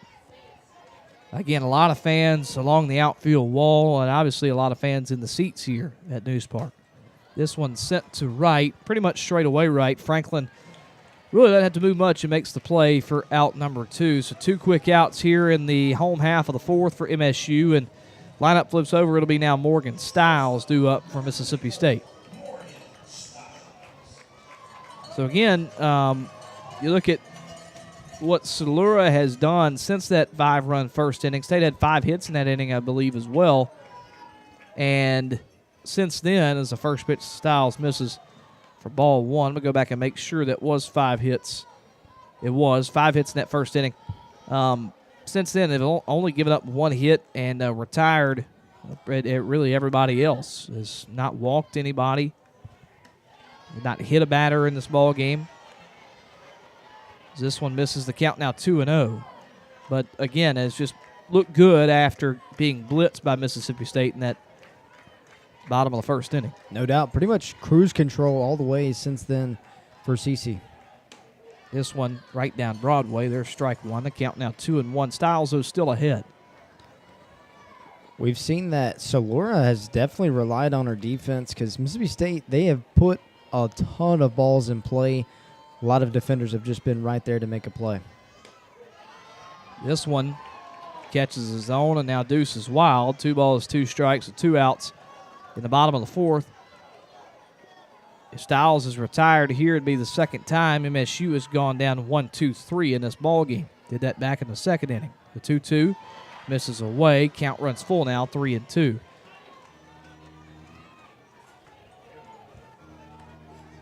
Styles this season has walked 21 times. That's the second most on the ball club behind Kiara Sells, who sits at 32. Looking to do so here in a full count. This one misses inside. There's ball 4, and so there's her 22nd walk of the season. And State avoids the 1-2-3 inning, and another 2-out base runner for the Bulldogs like they had in the third inning. And Mississippi State now will have Nadia Barbary at the plate with a runner on. Yeah, this is exactly what you want if you're Mississippi State. With 2 outs, back at the top of the order, you have your leadoff runner back at first base. Now you have Barbary, who's... First pitch to her misses for ball 1. Yeah, Barbary 1 for 2 in the ball game. Single back in the first, came around to score on that Ernstis home run. She's hit a couple of long balls this year herself, has 11. That's the second most on this Bulldog ball club. This one misses high and a little inside as well. Count now in favor of Barbary, 2-0. Got an arm loosening. Looks like 2 down there loosening for the Tigers. That's 18 and 0-0. That's Heavner, who started last night, and Tatum Clopton, who State hasn't seen yet. This one down the middle. Barbary almost offered, checked the swing, held back, but it was a called strike anyway. The count now 2-1. So you saw, like we said, Heavner last night, who started the game, went 2 2/3. State got after her there in the third inning, and she was taken out of the ball game then. This one catches the outer half. Deuce is wild again as the count evens, 2 balls and 2 strikes. 2 outs in the bottom of the fourth for State with Morgan Stiles at first base. Bulldogs trying to keep this inning alive. 2-2. Swung on, sent to left field, high in the air, back at the wall, and it comes in at the last second and caught right in front of the wall by Harris. Thought that one had a chance with the wind being pretty much dead today, not really blowing anywhere. Tough to get one out of here there when it's hit so high in the air. And that's how the bottom of the fourth inning ends for Mississippi State. No runs, no hits, no errors. 1 left on base as we head to the top half of the fifth. John will keep it here. Bulldogs, at 3 straight scoreless innings, have obviously had runners on base in back-to-back innings now, so keeping the pressure on. But would like to add some more later in the ball game. But you're seeing Peja Gould right now seem to be dealing so far. Obviously, LSU with a couple of hits on her, a couple of runs scored as well, but 9 strikeouts. Been impressive what she's done, and also impressive what State's defense has done as well. No doubt, the defense is looking pretty stellar for Mississippi State. We've seen just a run here or a run there, but Peja Gould has been in pretty much control of this entire game, and she can thank the 2 long balls on the offensive side that she's been able to settle in, and she can afford to make a few mistakes, but right now mistakes haven't really been a problem for Peja. So let's take a look at some scores around the Southeastern Conference. Look first at what happened yesterday. Texas won in Game 1 in 6 over Kentucky 12-2. Arkansas in Game 1 against Missouri, a 4-0 shutout. Florida hosting UCF this weekend in Gainesville. Ranked UCF, number 21 in the country. They win 7-0 there in Game 1. State obviously with a 5-3 win yesterday. Looking further down the line, A&M falls to South Carolina in Game 1, 3-1. in Columbia. Ole Miss with a 6-2 win in 8 over Auburn on the road. Oklahoma with a run rule of Georgia, 10-2 the final in 6 there in Norman. And that was day 1 and all game ones there. A couple of games going on that went on earlier. Arkansas with a 9-2 win, so they take the series over Missouri. You have A&M with a 2-1 win today to even up the series with South Carolina. Texas with a 6-1 win over Kentucky, so they take the series there. And then we'll look at some more scores here as we go throughout the top of the 5th as Jayla Lassiter stands in. The first pitch to her called a strike. State still with Peja Gould out there in the circle. Right now going on a couple of games in SEC play, us and 2 others. So here's the 0-1 from to Lassiter from Gould, misses away, ball 2. You got Ole Miss on top of Auburn right now, 8-3 in the top of the 3rd inning. So Ole Miss looking to take the series there on the road. And Oklahoma in the top of the 6th on top of Georgia, 3-1. 1-1 off speed in there, called strike. Nope, excuse me, that was a ball, 2-1. John, I don't think that one missed by much. No, it really didn't, Ty. I think that very easily could have gone any other direction, but 2-1. That one catches the inner half, and the count now even at 2-2. And you feel like that should have been strikeout number 10 for Gould. You look at the games that are going to happen later today. Florida and UCF will go to work 5 o'clock Central Time in Game 2. This one misses away. Count now runs full 3-2. Alabama and Tennessee will go to work in what looks to be Game 1. Yeah, I believe Game 1 there. Later at 6 o'clock Central Time. There's a strikeout from Peja Gould, her 10th of the season, of the game, a lot more than that this season, 156 now, but 10th of the ball game. And again, State's got a pitcher with double-digit strikeouts after Faircloth had 11 last night. The Bulldogs get the leadoff batter out here in the top of the 5th. Yeah, that's the luxury of Mississippi State. If your bats do well for a weekend, you definitely have the arms to piece together really good outings, like back-to-back starts with 10 or more strikeouts. You know, yesterday with Faircloth, now you get this one with Gould, and Bulldogs have plenty of opportunity and plenty of wiggle room to make things happen this weekend. First pitch to Sierra Daniel was fouled out of play down the right side over towards the Tiger bullpens. The count 0-1, meeting in the circle between Rivera and Gould. For Gould now at 10 strikeouts, that is the 4th 10-plus strikeout ball game of the year for her. And so last night you had Gould with her 6th 10-plus strikeout game of the season. This one misses away. Now the count 1 ball and 1 strike.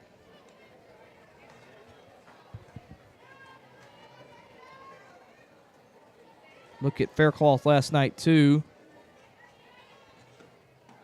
This one catches his own. There's strike 2 to Sierra Daniel. Faircloth, with those strikeouts, over 200 strikeouts now, one of the couple of pitchers in program history to reach that mark. Foul ball down the right field line, and the count will stay where it is, 1-2. Try and figure out real quick how many have done that in Mississippi State history. And the count 1-2 on Daniel, 1 for 2 today. Had that home run way back in the 1st inning. Here's the pitch. Misses away. Count now evens, 2 balls and 2 strikes.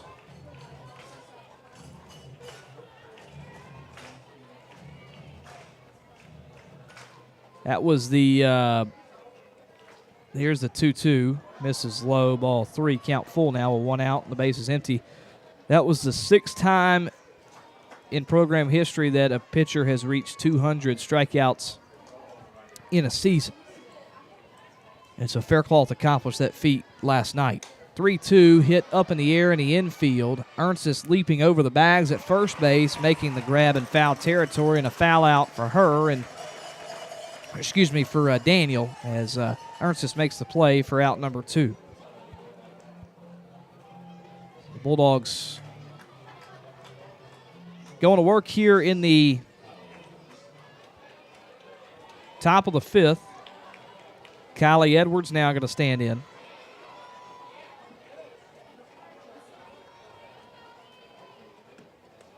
First pitch to her misses low for ball 1. State's now retired 5 Tigers in a row. Looking to continue that streak here. 1-0 to Edwards. Misses. Count now 2-0. Edwards 1 for 1 today, has reached twice. Single back in the first inning, walk in the third.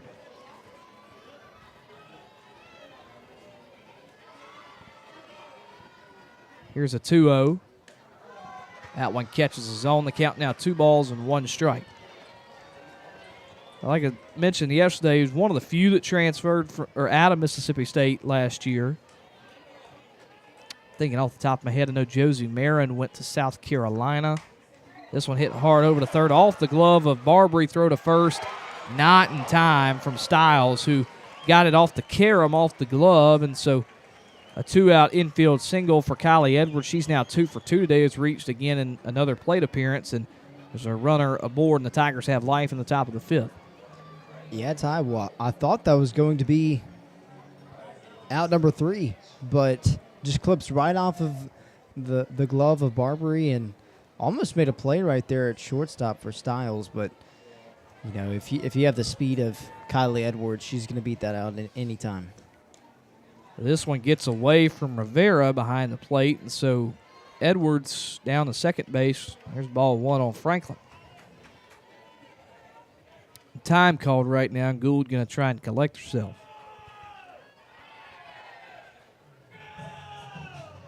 You got the LSU faithful over there spurring a little Go Tigers chant. But another opportunity for them as State responds with a maroon and white chant. So back and forth we go here, but another opportunity for the Tigers with the runner in scoring position today, 1 for 5. So they've had more opportunities than State. State's only had 2. They're 1 for 2, but Tigers another opportunity here. They've hit well today with 2 outs, is just exactly how State has. State and LSU both 2 for 6, so see what they can do. With runners on base, though, Tigers only 1 for 9 today. You remember, mentioned earlier in the pregame show, LSU was 3 for 18 yesterday with runners runners on base. 1-0 to Franklin. This one sent up the middle. Romero going to make the play to her right, throw to first in time for out number 3. So Mississippi State able to get out of the inning after the infield single from Kylie Edwards. The Tigers leave a runner stranded in scoring position. No runs on 1 hit, no errors, and 1 left on base. Again, that was Edwards in scoring position. And so it's stretch time here in Starkville at News Park. Bottom of the 5th we go. Mississippi State leads 5-2 over LSU, looking to take the series today after a Game 1 win last night. Bulldogs will have 3, 4, and 5 to up. Sells, Ernstis, and Carter against CC Salura of LSU. Be back in just a moment for the bottom of the 5th. Again, Mississippi State 5, LSU 2 in Game 2. State looking to take a series here at home. This is Mississippi State softball on the Bulldog Student Sports Network in Learfield. Ever imagine one company could transform how you live and work?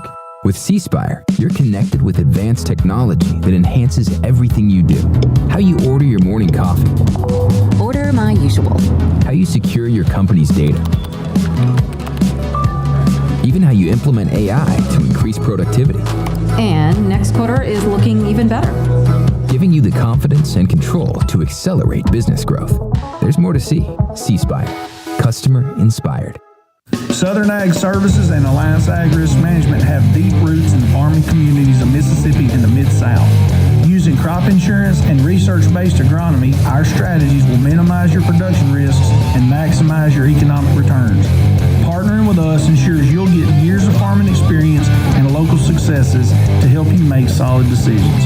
Alliance Ag Risk Management and Southern Ag Services, 662-268-8006.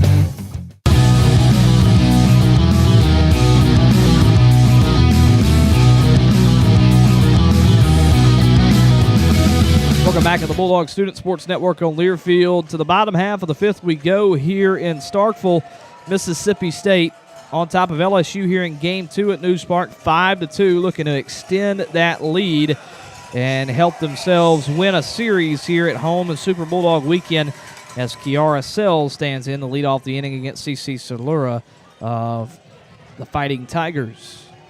Sells 0 for 2 today. Kay looking in the first, fly out in the second. First pitch to her catches the outer half for strike one. And for Sells, looking to continue that reach base streak. It's at 18 games right now. Reach base last night. So 18-game reach base streak, the longest of her career. So trying to continue that here.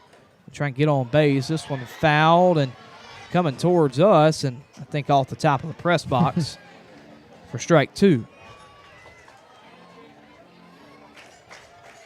The State is, the last two innings, waited until 2 outs to get a runner aboard, so Hope State can get cooking early here in this inning. 0-2. Man, catches the outer half, and Sells strikes out for the second time in the ball game. Yeah, and I think that was the right call. A perfectly placed pitch on the outside corner, really fast as Salura hasn't slowed down here in the back half of this game. Yeah, has worked scoreless innings, or 3 scoreless innings in a row, looking to continue that here after that 5-run first for Mississippi State. Bulldogs just hoping that that's enough. They can't add any more. Paige Ernstis was a part of that 5-run first, had the 3-run home run. The first pitch to her misses for ball 1. 1-0 misses. The count now 2-0.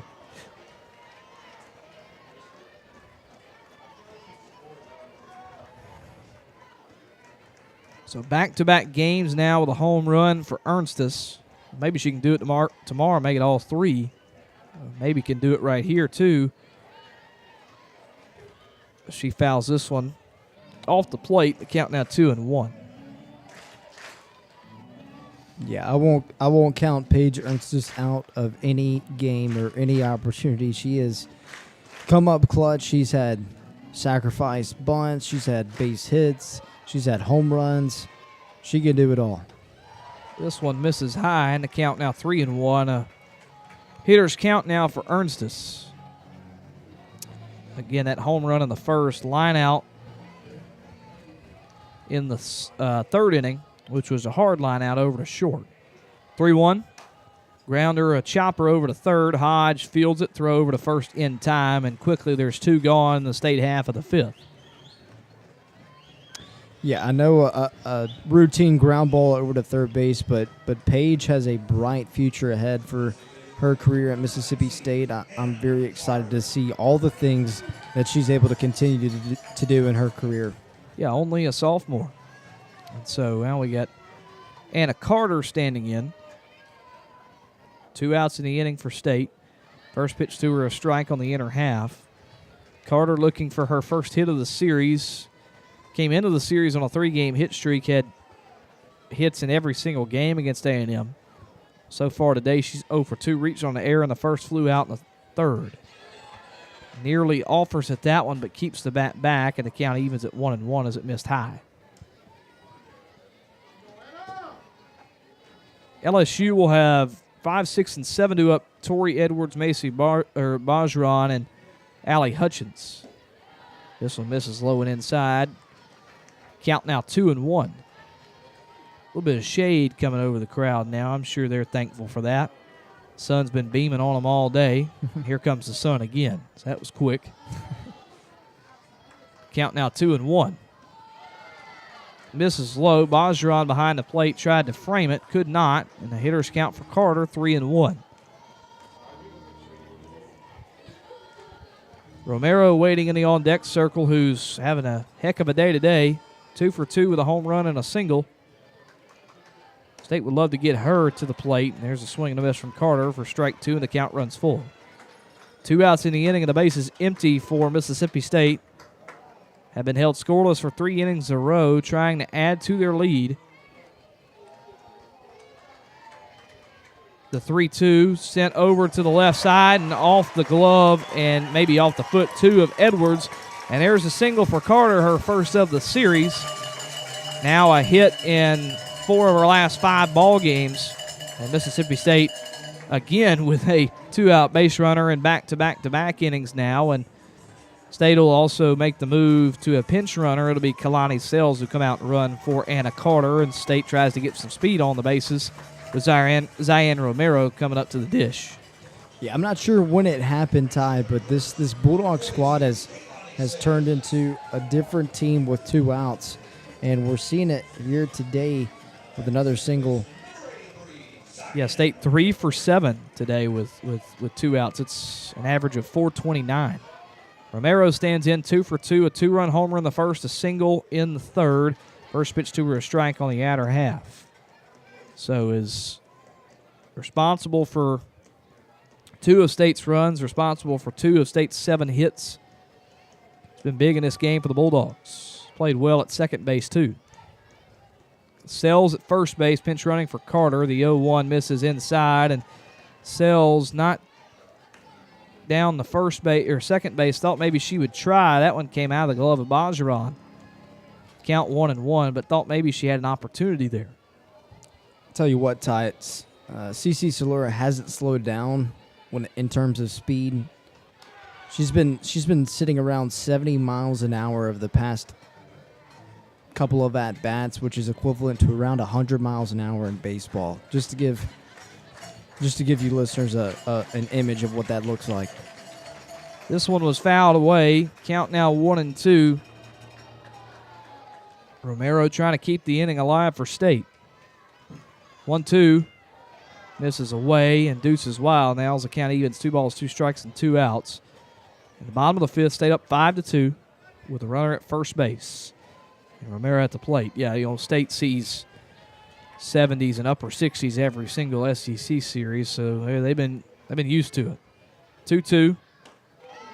That one catches the outer half, and there's Salura dotting the outer half again, her 4th strikeout of the ball game. Strikes out 2 in this inning, and it's an inning where State cannot score again. They're able to add a hit with 2 outs, but that's it. No runs on 1 hit, no errors, and 1 left on base. As we head to the top of the 6th inning here in Starkville, we'll keep it here.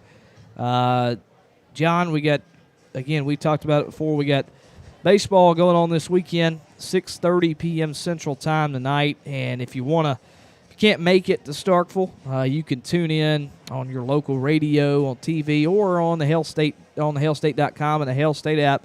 You can listen live to the voice of the Bulldogs in Neil Price. So if you're unable to make it to Starkville tonight, make sure you do that. Find any way to watch Mississippi State baseball. Tomorrow, State baseball and State softball will be in action once again. I'm not exactly sure when the first pitch is for baseball, maybe around 1 o'clock. But I know first pitch tomorrow for softball is at 11 a.m. Central Time, and we'll be on the call for that tomorrow morning.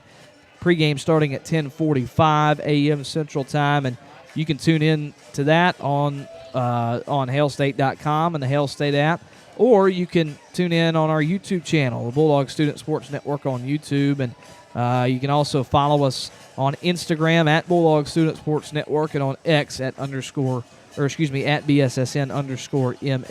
So give us a follow there, and be sure to tune in tomorrow for Game 3. And hopefully we'll have Mississippi State going for the sweep tomorrow if they can finish off LSU here in Game 2. John, baseball later tonight. You going to be at the ball game? I would like to. I'm gonna try to make my way over to the Dude later tonight. See if we can wrap up a series win. Couldn't be more of a important series for Mississippi State baseball as we try to host a regional for postseason play. Exactly, with what we have coming up at the end of the season too. I know we play Texas. I know we've got Auburn, and I'm missing one more. Texas A&M. Texas A&M. So it'll be a tough end of the season. So a big series for State this weekend at Duty Noble Field. First pitch to Edwards, sent in the shallow left, really off of the bat, and it falls in front of Morgan Bernardini. And a leadoff single for the Tigers, and they've got a runner aboard here in the 6th. Macy Bajaran will stand in for LSU. Peja Gould still back out in the circle for State. in her sixth inning of work now. Just gave up her sixth hit of the ball game. 2 earned runs, 1 walk. She's also hit a batter, but 10 strikeouts is the story. 0-0 to Bajaran, and count will now be 0-1. That one fouled off the foot. Had to catch myself there. It looks like her last name looks like Bergeron. It's got the B-E-R, but she's down from, as we'll wait this pitch here. This one misses away. The count 1-1. Mention she's from Rain, Louisiana, and I'm pronouncing that like Bajaran. So take a guess where she's from. See, or where exactly Rain, Louisiana is. It's got to be close to New Orleans, probably South Louisiana. It is South Louisiana, Southwest Louisiana. As this one misses 2-1. Southwest Louisiana. Rain in Acadiana Parish, just a couple of minutes away from Lafayette, Louisiana. This one misses. Now the count 3-1, and so good opportunity here for the Tigers. Runner at first base is Edwards after the leadoff single that was deposited in the left. 3-1 pitch to Bajaran, misses inside. The Tigers first and second now with nobody out here in the sixth, and probably, they've had runners at first and second at times in this game, but this is probably their biggest scoring threat, I would say, especially with no outs being on the board right now. Yeah, definitely the biggest threat that we've seen today. Wouldn't be shocked if I see Paige Gould come out of this alive and unskinned, but I would love to see maybe, her defense help her out a little bit, maybe get a few pop-outs, or maybe see a grounder into a double play. But so far, Paige Gould has had Hutchins' number this afternoon. Hutchins going to stand in now 0 for 2 today. 2 strikeouts. First pitch to her, a strike. Pinch runner for LSU at first base. It'll be Jada Phillips, the sophomore out of Bradenton, Florida. So she'll run. They still stick with Edwards at second base. 0-1 to Hutchins, and she goes around, tried to check her swing, but couldn't quite do it. Count now 0-2. Obviously, force play to any bag here, so double play in effect. That will be big for State. We'll take a strikeout as well. 0-2 count to Hutchins. This one just misses off the inner edge for ball 1. Hutchins right now trying to avoid the hat trick, too. Struck out, as I mentioned, 2 times in the second and in the fourth inning, so trying to avoid the hat trick here, but Gould trying to get it. 1-2. Misses away, and the count evens at 2 balls and 2 strikes.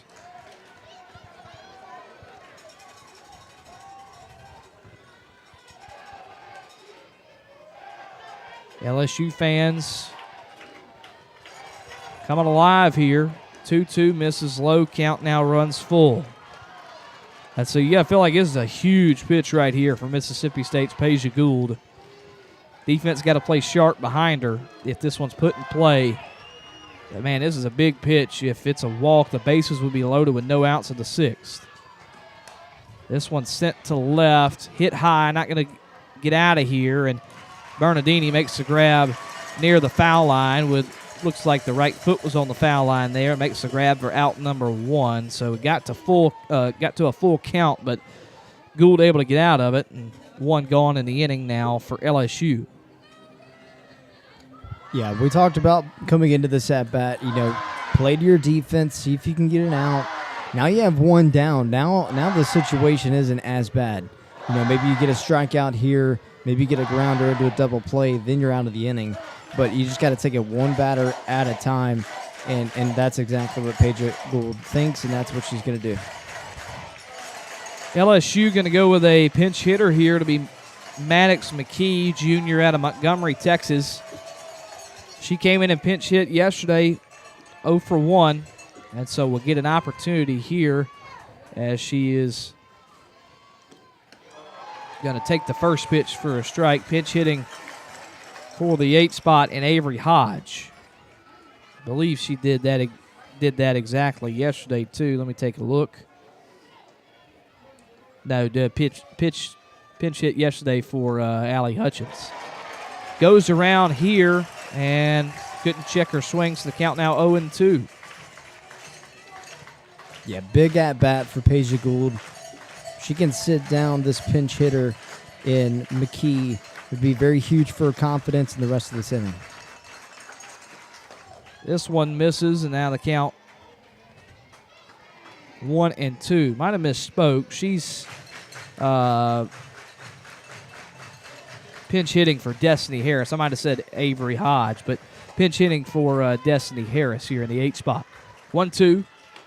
This is high in the count 2-2. So last batter, Hutchins started off with an 0-2 count. Worked it to full and then flied out to left. Wind favoring the lefty and McKee, blowing out to right, the pull side for her. 2-2 pitch. Swing and a miss, strike 3. 11th strikeout of the ball game for Peja Gould. And Mississippi State now with 2 outs here in the 6th, trying to escape an early jam. Yeah, and Peja Gould takes it one batter at a time. She gets the fly out with runners at first and second. Now she gets the punch out. Now all she needs is one more at bat, and now we're facing towards the bottom of the order. She can lock in this at bat. She can get out of a big jam and take it to the bottom of the 6th for Mississippi State. So Avery Hodge going to stand in, who has a single in this game, or rather, they're going to go with a pinch hitter.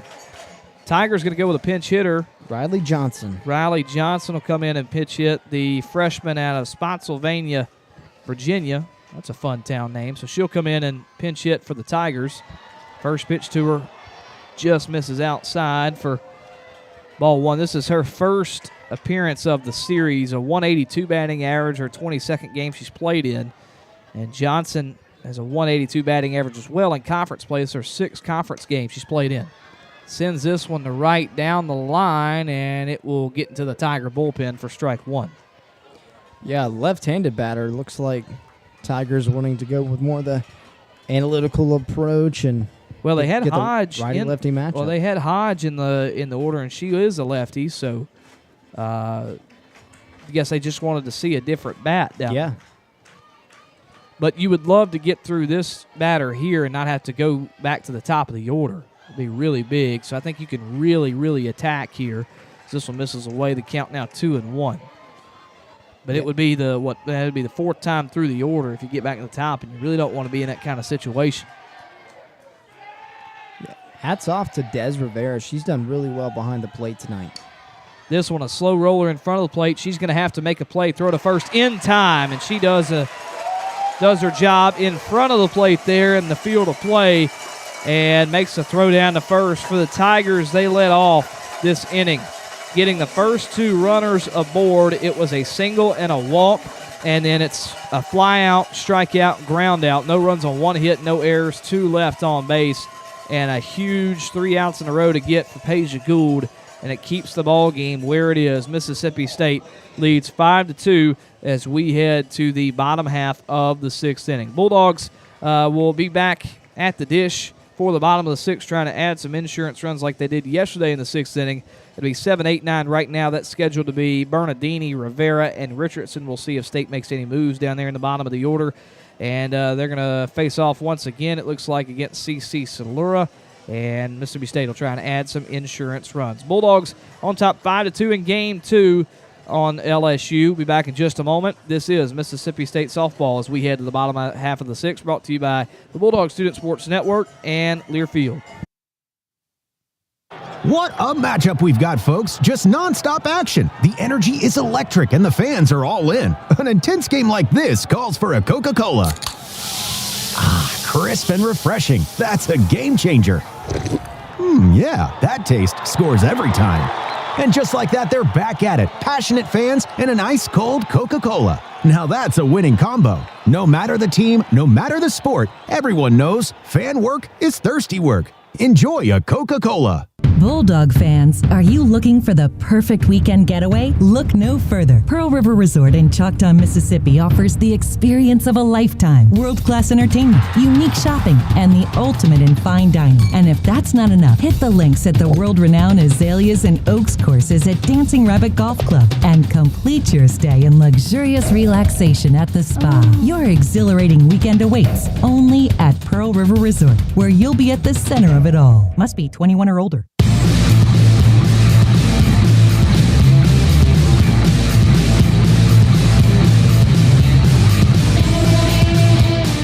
Welcome back to the Bulldog Student Sports Network on Learfield. I'm Ty Goldman alongside John Wesley Cochran. We move along to the bottom of the sixth inning.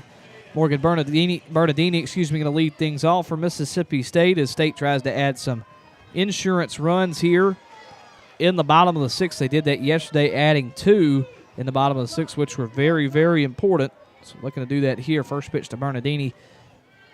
This is low for ball 1. CC Salura still back out in the circle for the Tigers. This one hit over to the left side off the glove of the third baseman. Edwards gets it off the carom. Throw to first, not in time. My goodness. That was an incredible play there from Edwards to be able to catch it off the carom and throw off balance, but not in time as Bernardini makes it down the line. It's an infield single for her, and State's got a leadoff runner aboard for the first time in a long time here in this ballgame. Yeah, if Edwards would have made that play, that would have been a SportsCenter's top 10. That would have been an incredible play. Almost there, probably maybe half a step on the throw, but nonetheless, infield base hit. Bulldogs will take it and add the pinch runner. Yeah, pinch runner going to be Allie Supan. She'll come in to run, and Rivera trying to lay a bunt down and pops it up. Yeah, probably the most unideal situation if you're trying to lay a bunt down right there. Just gets the bat just a little bit under the ball. A straight pop-up over towards the left side. An easy pop-out bunt over to the third baseman for out number 1. So 1 out now. Abby Grace Richardson will stand in for State. With Supan at first base. This one catches the outer half for strike 1. Richardson has flown out twice in the game, so looking for her first hit here on Senior Day.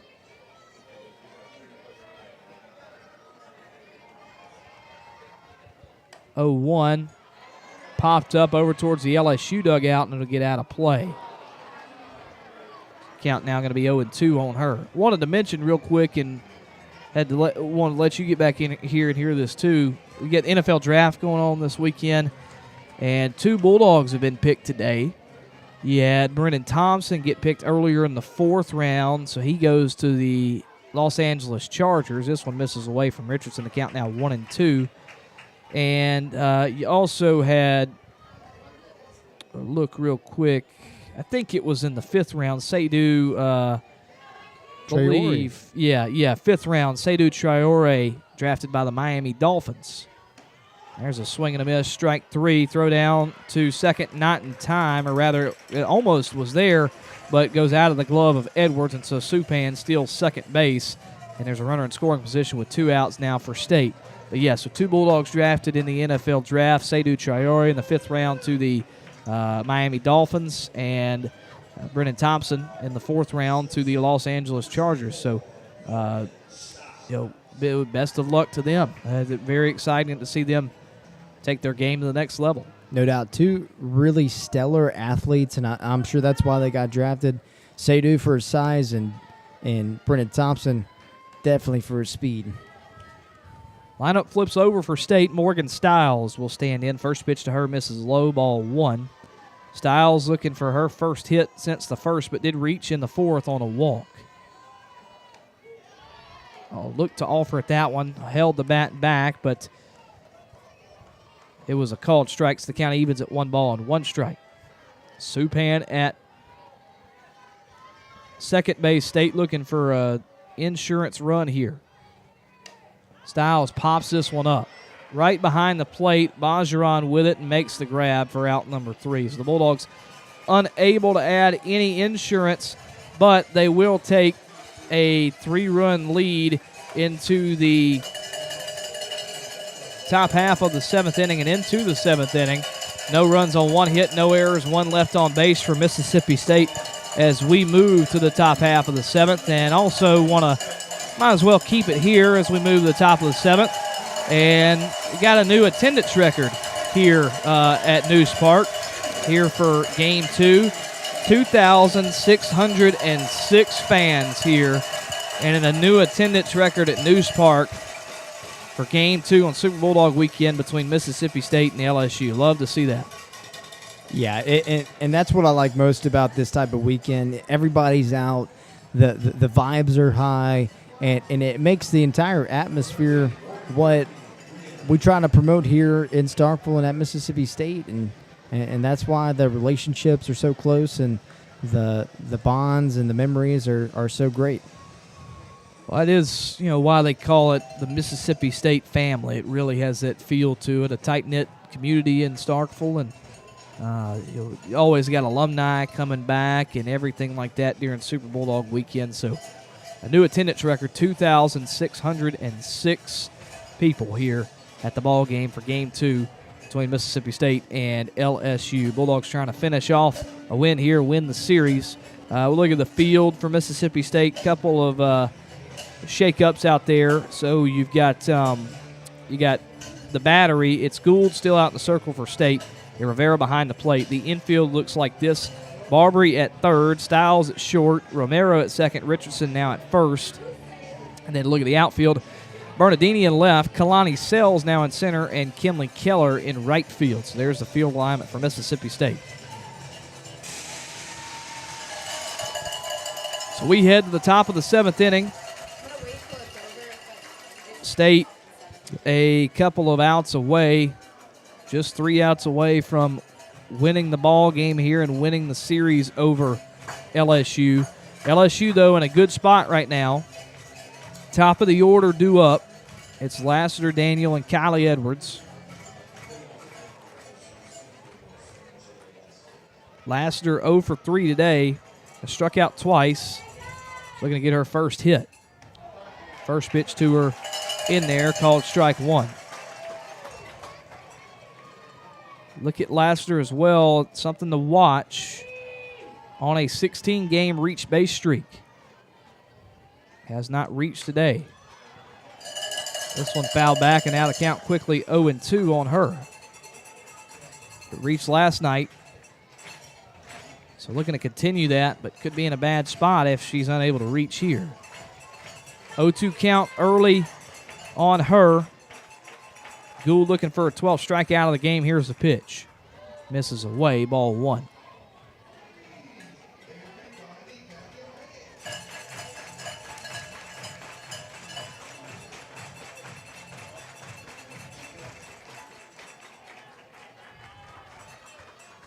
One, 2 from Gould, fouled back, and the count now will stay where it is. You've got Daniel in that on-deck spot, 1 for 3 with that home run way back in the first inning, and Edwards has reached in every plate appearance in the 3 spot. She's in the hole. 1-2. Sent up the middle. Will it stay in the air? It will not. Drops in front of Kalani Sells to lead off single for the Tigers here as they look to rally and come back in the top of the 7th inning. The LSU last weekend against Ole Miss had all of their wins come from behind fashion, all 3 in that sweep. And so looking to do that here. Couldn't do it yesterday, trying to do it here. Sierra Daniel now will stand in. First pitch to her, a strike. But again, we saw LSU yesterday add 2 runs in the 7th inning. That was all they could get. State led. This one misses, and the count now 1-1. State led 5-1 going into that inning and won the game 5-3. This one misses away. The count now 2-1 on Daniel. Doubt you'd see Lassiter, and also with that, she extends the reach base streak. It's now at 17. Doubt you see her moving at first, though. This one grounded to second. They'll get the lead out at second base and Lassiter. No throw to first base, but the lead out cut down. Still a runner at first, but now one out in the inning for Mississippi State.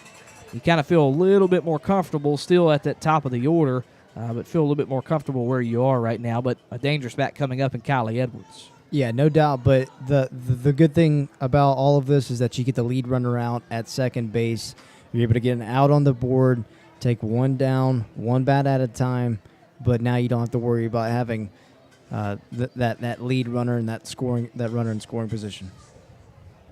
So Edwards will stand in 2 for 2 today, 2 singles, and also reached the third on a walk, so has reached in every plate appearance. Would love to have the one anomaly, her not reaching, be right here. First pitch to her misses inside for ball 1. Got Daniel at first base now, with one out in the inning, stayed up 5-2, looking to win their second SEC series of the season. 1-0, misses high, ball 2.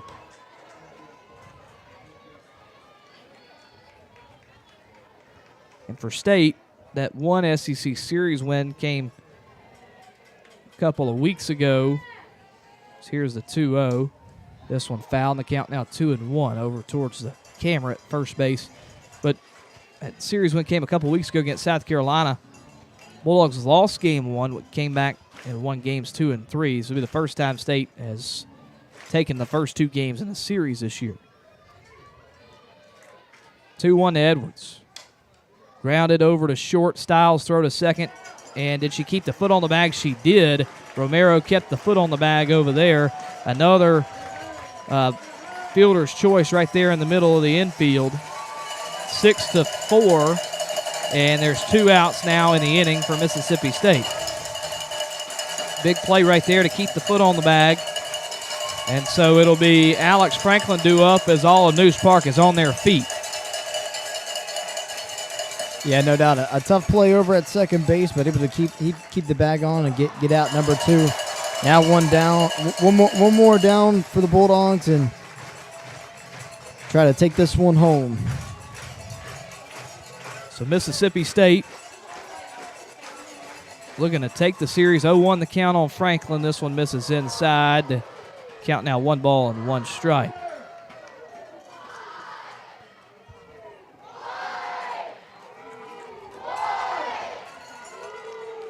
One.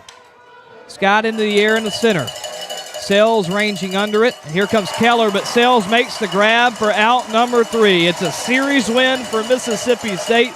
The Bulldogs tame the Tigers. They win 5-1 or 5-2 over LSU. A big series win for Mississippi State, and the Bulldogs look to go for the sweep tomorrow. No doubt. Bulldogs win the series in Super Bulldog Weekend. They wrap it in maroon and white and take home a W in the largest attended crowd at Mississippi State in News Park. So Mississippi State wins 5-2 over LSU, and so a big win for State. We're going to send it to a short break and be back in just a moment. Bulldogs will be back in Game 3 tomorrow. We'll keep it right here for just a second. Got an announcement coming up on the board, so we're going to see really quick, and I think I got an idea of what this is going to be, John. Looks like maybe a pro softball announcement here for Mississippi State. We're going to keep it here until it happens. But again, Mississippi State with a 5-2 win over LSU. They win the series. So let's see the announcement here.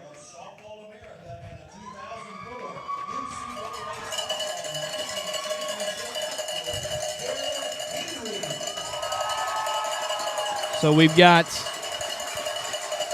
Tara Henry coming out, and looking like there may be a player get selected for the draft right here. That's a pretty special moment. So we'll see right here. Trying to be as quiet as I can. But a pretty special moment here, John. No doubt. This is something I've never seen before.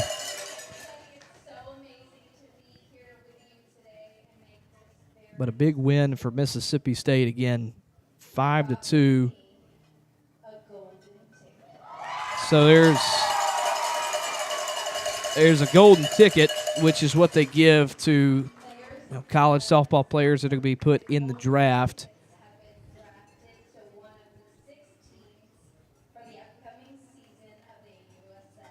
And, State had a couple of players draft like last year. Of note, you had Sierra Sacco drafted last year from Mississippi State. And so we're going to see one here again. Be sure to stay with us as well for our post-game show. John Wesley Cochran's going to go down and get a post-game interview. Let's see. Did you hear who that was? I don't. They're going crazy there in the circle, trying to see exactly who it was. And it looks like it was Peja Gould. And how about that, after a great game for her, 11 strikeouts, and Peja Gould receives what was the final golden ticket to the AUSL draft, and that's a special moment right there. So she will be drafted in the upcoming season of the AUSL. I believe it's their second season. And so a special moment right there for Peja Gould after the fantastic start and the win for her. And she's going to go home with a golden ticket to the AUSL draft. Special moment right there and a special day for Mississippi State. Mississippi State wins in Game 2 over LSU 5-2. They take the series over the Tigers, and the Bulldogs will be back tomorrow for Game 3 looking for the sweep. John Wesley Cochran's going to go down and get an interview with our Bulldog head coach in Samantha Ricketts. We'll try and, get that as quick as we can with all the ceremony going on. So try and get that as quick as we can, but I'll come on with our post-game show as well. But again, he'll go down and get that interview, and we'll have that for you in just a moment. So stay tuned for our post-game show and our interview with Samantha Ricketts. Bulldogs win 5-2 over LSU in Game 2. The Bulldogs look for the sweep tomorrow over the Fighting Tigers. Be back in just a moment with the post-game show. Mississippi State 5, LSU 2. You've been listening to Mississippi State Softball on the Bulldog Student Sports Network in Learfield. There's team pride, and then there's extra Bulldog pride. When I'm carrying the Mississippi State University Regions Visa debit card or prepaid Regions Now card, that's exactly what I get. Whether I'm grabbing some extra state gear or picking up an extra dozen wings for the game, this card always brings it. Sometimes I get an extra Hail State from the cashier too.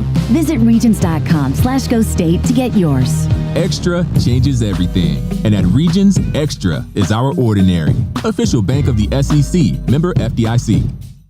Hey fans, I know you'd do anything for a win on game day and an ice-cold Bud Light. Because whether you're tailgating in the parking lot or parked on the couch, sitting on your lucky stool at the bar, or standing in the fan section all game long, the clean, crisp taste of Bud Light turns a win into a win-win. And there's nothing easier to enjoy than that. Bud Light. Easy to drink, easy to enjoy. Enjoy responsibly. Anheuser-Busch Bud Light Beer, St. Louis, Missouri.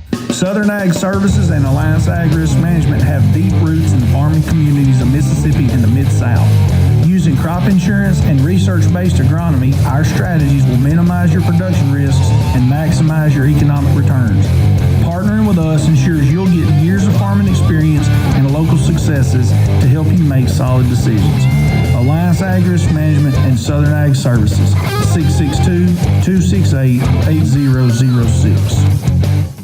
Ever imagine one company could transform how you live and work? With C-Spire, you're connected with advanced technology that enhances everything you do. How you order your morning coffee. Order my usual. How you secure your company's data.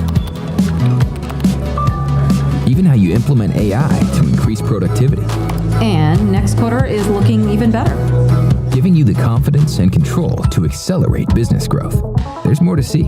C-Spire. Customer inspired. Everything is just a little easier when you feel at home.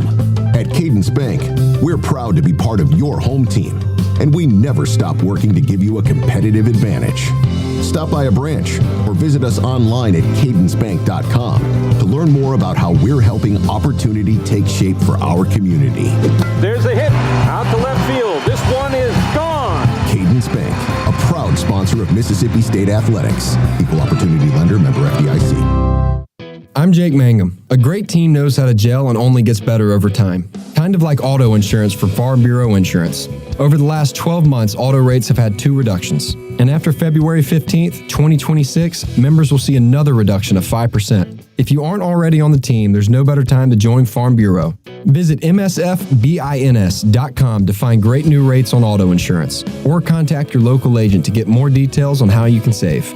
Go with the home team, go with Farm Bureau. Ever imagine one company could transform how you live and work? With C-Spire, you're connected with advanced technology that enhances everything you do. How you order your morning coffee. Order my usual. How you secure your company's data. Even how you turn your backyard into your personal movie theater. Start movie night. Own your day on the network for connected living. There's more to see. C-Spire. Customer inspired.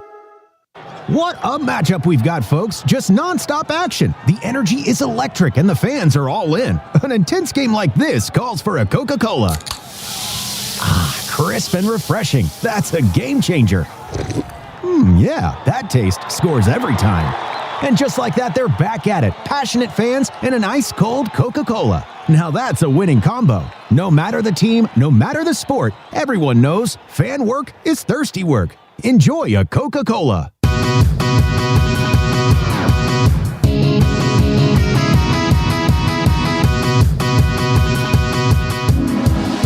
Welcome back to the Bulldog Student Sports Network on Learfield and into our post-game show here live from the press box at News Park. I'm Ty Goldman. John Wesley Cochran is waiting down there to get a post-game interview with your Bulldog head coach in Samantha Ricketts. For the time being, we'll take a look at what occurred this afternoon here in front of the largest crowd in News Park history.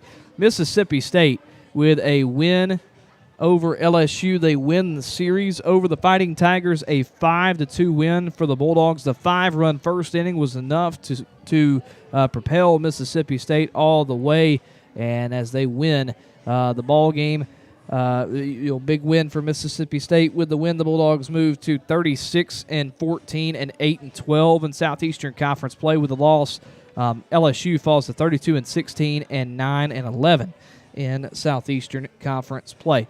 Winning pitcher of the ball game, Paige Gould, who was just given a golden ticket to the AUSL draft. So huge congratulations to her, and really proud of what she accomplished today, and obviously what she accomplished with the AUSL draft selection. So congratulations again to her getting the golden ticket. But she is the winning pitcher today.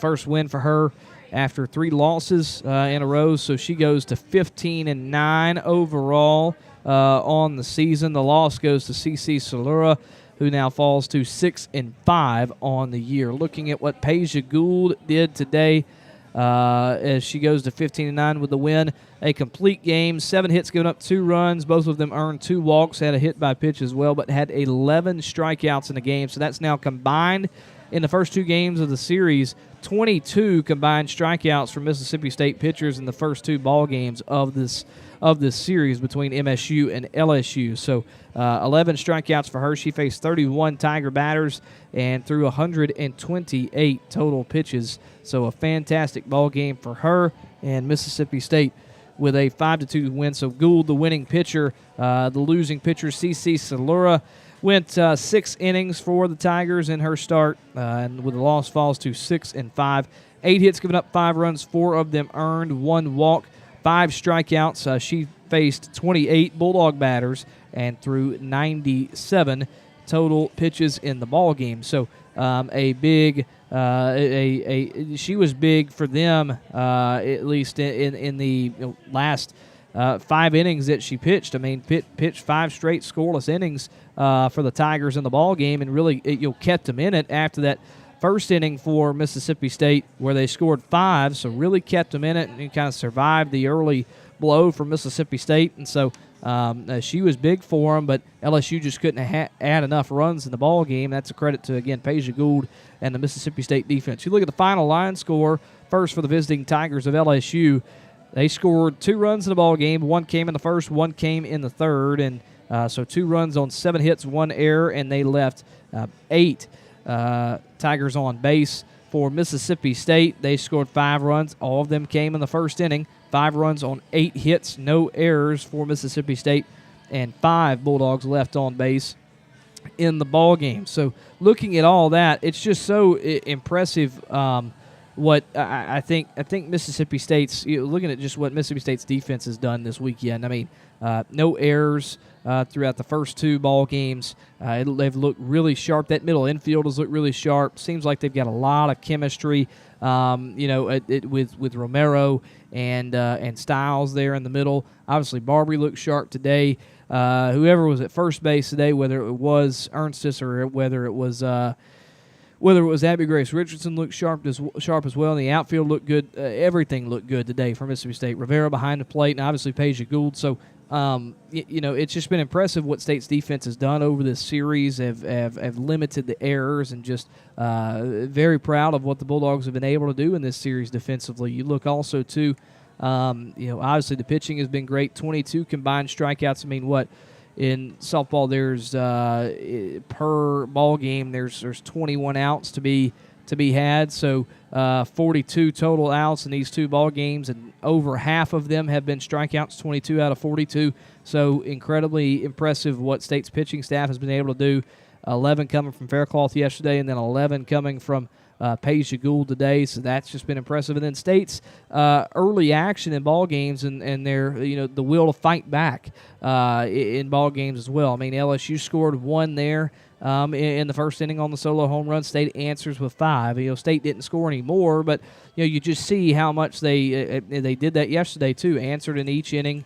And scored late in the ball game as well. So, answered in that 3rd inning yesterday after LSU scored 1, State scored 3 to take the lead. So, again, just it's so impressive what State's done. They've just continued to answer all weekend, and it goes to show with Mississippi State winning the first 2 games against LSU. So, incredibly proud of what Mississippi State's done this weekend. It's been a season where you face some really tough opponents, and that obviously doesn't. That goes into this week as well, because LSU, another ranked opponent, and at times it's just been tough, and it can always be tough as well coming off a sweep which they had last weekend. Can always be tough coming off one of those in terms of gaining some momentum back, and especially not having a midweek to kind of get you to back into the rhythm. But they did that this weekend. I mean, they came out yesterday, answered immediately, played well yesterday, and I think these first 2 games, Coach Ricketts talked about that in the pregame interview yesterday, is just kind of waiting for State to kind of put everything all together. She feels like that they were in the right spot coming into this weekend, and just was kind of waiting for State to put it all together. It feels like they've done that this weekend. 5-2 win for Mississippi State over LSU in Game 2. Bulldogs win the series. They look for a sweep tomorrow with first pitch at 11 a.m. Central Time. And so there's that. We'll have that on the Bulldog Student Sports Network on YouTube, as well as on hailstate.com and the Hail State app. So State wins 5-2. We're going to take a short break and be back in just a moment to get the post-game interview that Coach Ricketts did with John Wesley Cochran. Get that prepared for you here in just a moment, and then I'll talk a little bit more, and we'll send it home. But a big win for State. You can wrap this one, my friends, in maroon and white. Bulldogs 5, LSU 2. We'll be back in just a moment, and we'll have that post-game interview for you coming up shortly. This is the post-game show on the Bulldog Student Sports Network and Mississippi State Softball on the Bulldog Student Sports Network and Learfield. Trey Willis, shortstop. Marshall Jones, first baseman. Alex Philbin, center fielder. Hi, I'm Tim from C Spire. Am I in the right place? It always pays to have the right players on your team. That's why C Spire gives you fiber-fast home internet, nationwide 5G wireless, and best-in-class business solutions, all backed by local 24/7 support. C Spire, customer inspired. What a matchup we've got, folks. Just nonstop action. The energy is electric and the fans are all in. An intense game like this calls for a Coca-Cola. Ah, crisp and refreshing. That's a game changer. Yeah, that taste scores every time. And just like that, they're back at it. Passionate fans and an ice-cold Coca-Cola. Now that's a winning combo. No matter the team, no matter the sport, everyone knows fan work is thirsty work. Enjoy a Coca-Cola. Jake Mangum here. When I'm at the plate, I'm always looking for an edge. So when I'm shopping for auto insurance, I'm always looking to save. That's why I'm going with Mississippi Farm Bureau Insurance to keep me covered. They're always finding ways to save you money, like a 7% discount when you sign up for paperless billing and documents. Go to msfbins.com and discover how much you can save on auto insurance, or find a local agent and get started today. Go with the home team. Go with Farm Bureau Insurance. Bulldog fans, are you looking for the perfect weekend getaway? Look no further. Pearl River Resort in Choctaw, Mississippi offers the experience of a lifetime. World-class entertainment, unique shopping, and the ultimate in fine dining. And if that's not enough, hit the links at the world-renowned Azaleas and Oaks courses at Dancing Rabbit Golf Club and complete your stay in luxurious relaxation at the spa. Your exhilarating weekend awaits only at Pearl River Resort, where you'll be at the center of it all. Must be 21 or older. There's team pride, and then there's extra Bulldog pride. When I'm carrying the Mississippi State University Regions Visa debit card or prepaid Regions Now card, that's exactly what I get. Whether I'm grabbing some extra state gear or picking up an extra dozen wings for the game, this card always brings it. Sometimes I get an extra Hail State from the cashier too. Visit Regions.com/Go State to get yours. Extra changes everything. And at Regions, Extra is our ordinary. Official bank of the SEC, member FDIC. Hey fans, I know you'd do anything for a win on game day and an ice-cold Bud Light. Because whether you're tailgating in the parking lot or parked on the couch, sitting on your lucky stool at the bar, or standing in the fan section all game long, the clean, crisp taste of Bud Light turns a win into a win-win. And there's nothing easier to enjoy than that. Bud Light. Easy to drink, easy to enjoy. Enjoy responsibly. Anheuser-Busch Bud Light Beer, St. Louis, Missouri. Southern Ag Services and Alliance Ag Risk Management have deep roots in the farming communities of Mississippi and the Mid-South. Using crop insurance and research-based agronomy, our strategies will minimize your production risks and maximize your economic returns. Partnering with us ensures you'll get years of farming experience and local successes to help you make solid decisions. Alliance Ag Risk Management and Southern Ag Services, 662-268-8006. Ever imagine one company could transform how you live and work? With C-Spire, you're connected with advanced technology that enhances everything you do. How you order your morning coffee. Order my usual. How you secure your company's data. Even how you implement AI to increase productivity. And next quarter is looking even better. Giving you the confidence and control to accelerate business growth. There's more to see. C-Spire. Customer inspired.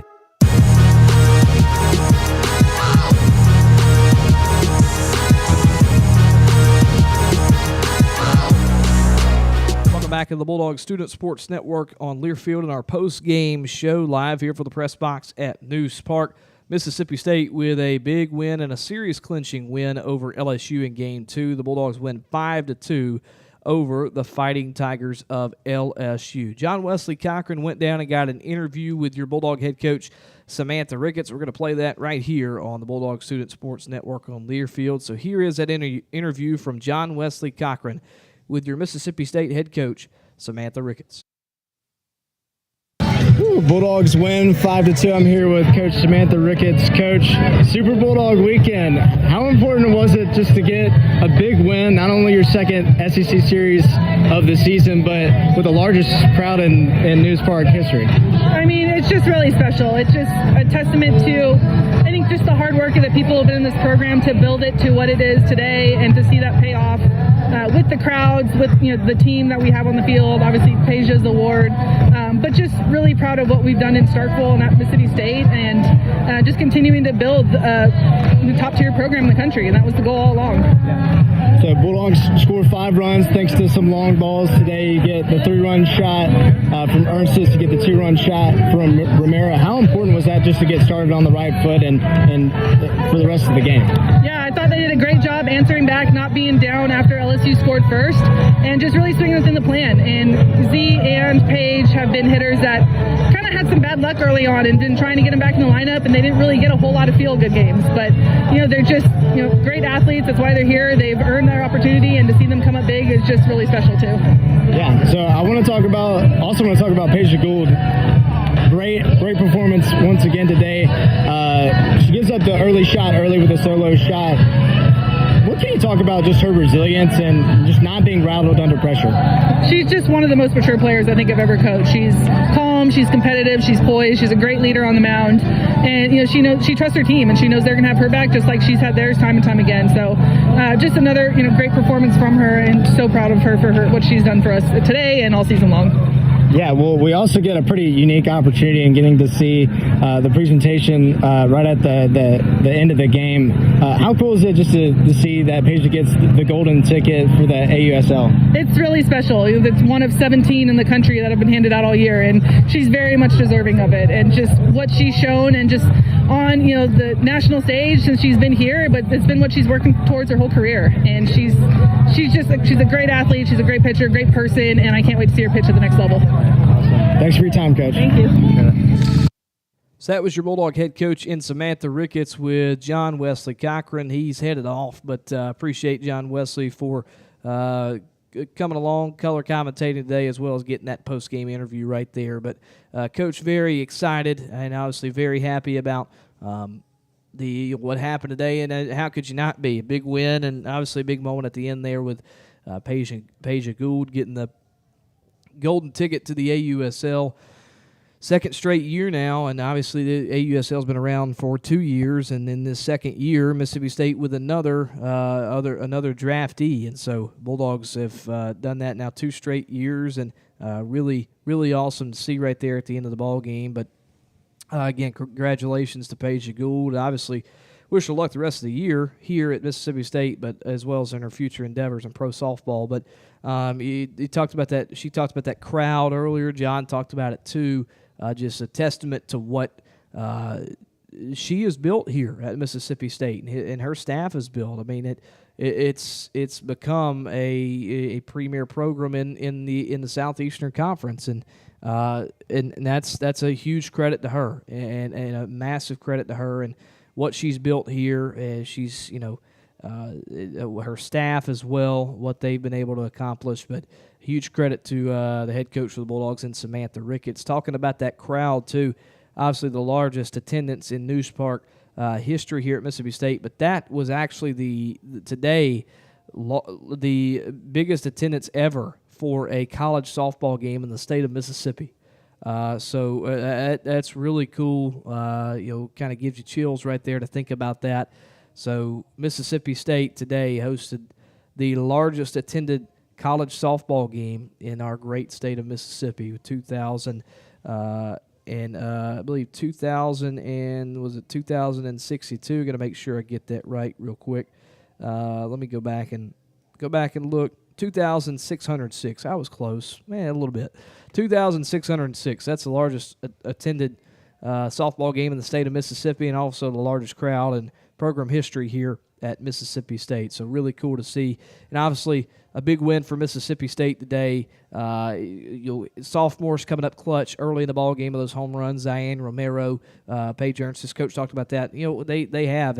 They've dealt with some early struggles in terms of just becoming unlucky, and found their stride here later in SEC play, and obviously came up big today. Romero with a 2-run blast, and you had Ernstis with the 3-run blast, and so just really impressive to see them continue to work and battle. Ernstis had the home run yesterday, and also Romero today goes 2 for 3 and had a single as well. So just impressive to see what Mississippi State's sophomores have done, and then also it's just a balanced group because you got a bunch of seniors as well. They were honored today on Senior Day, but a bunch of seniors as well on this team that have stepped up big time, especially Paige Gould today in the circle with those 11 strikeouts. So just an impressive win for Mississippi State. Bulldogs again today. I wanted to take a look at this as well before we kind of wrap up talking about this ball game. But again today with runners in scoring position, didn't get very many opportunities, but 1 for 3.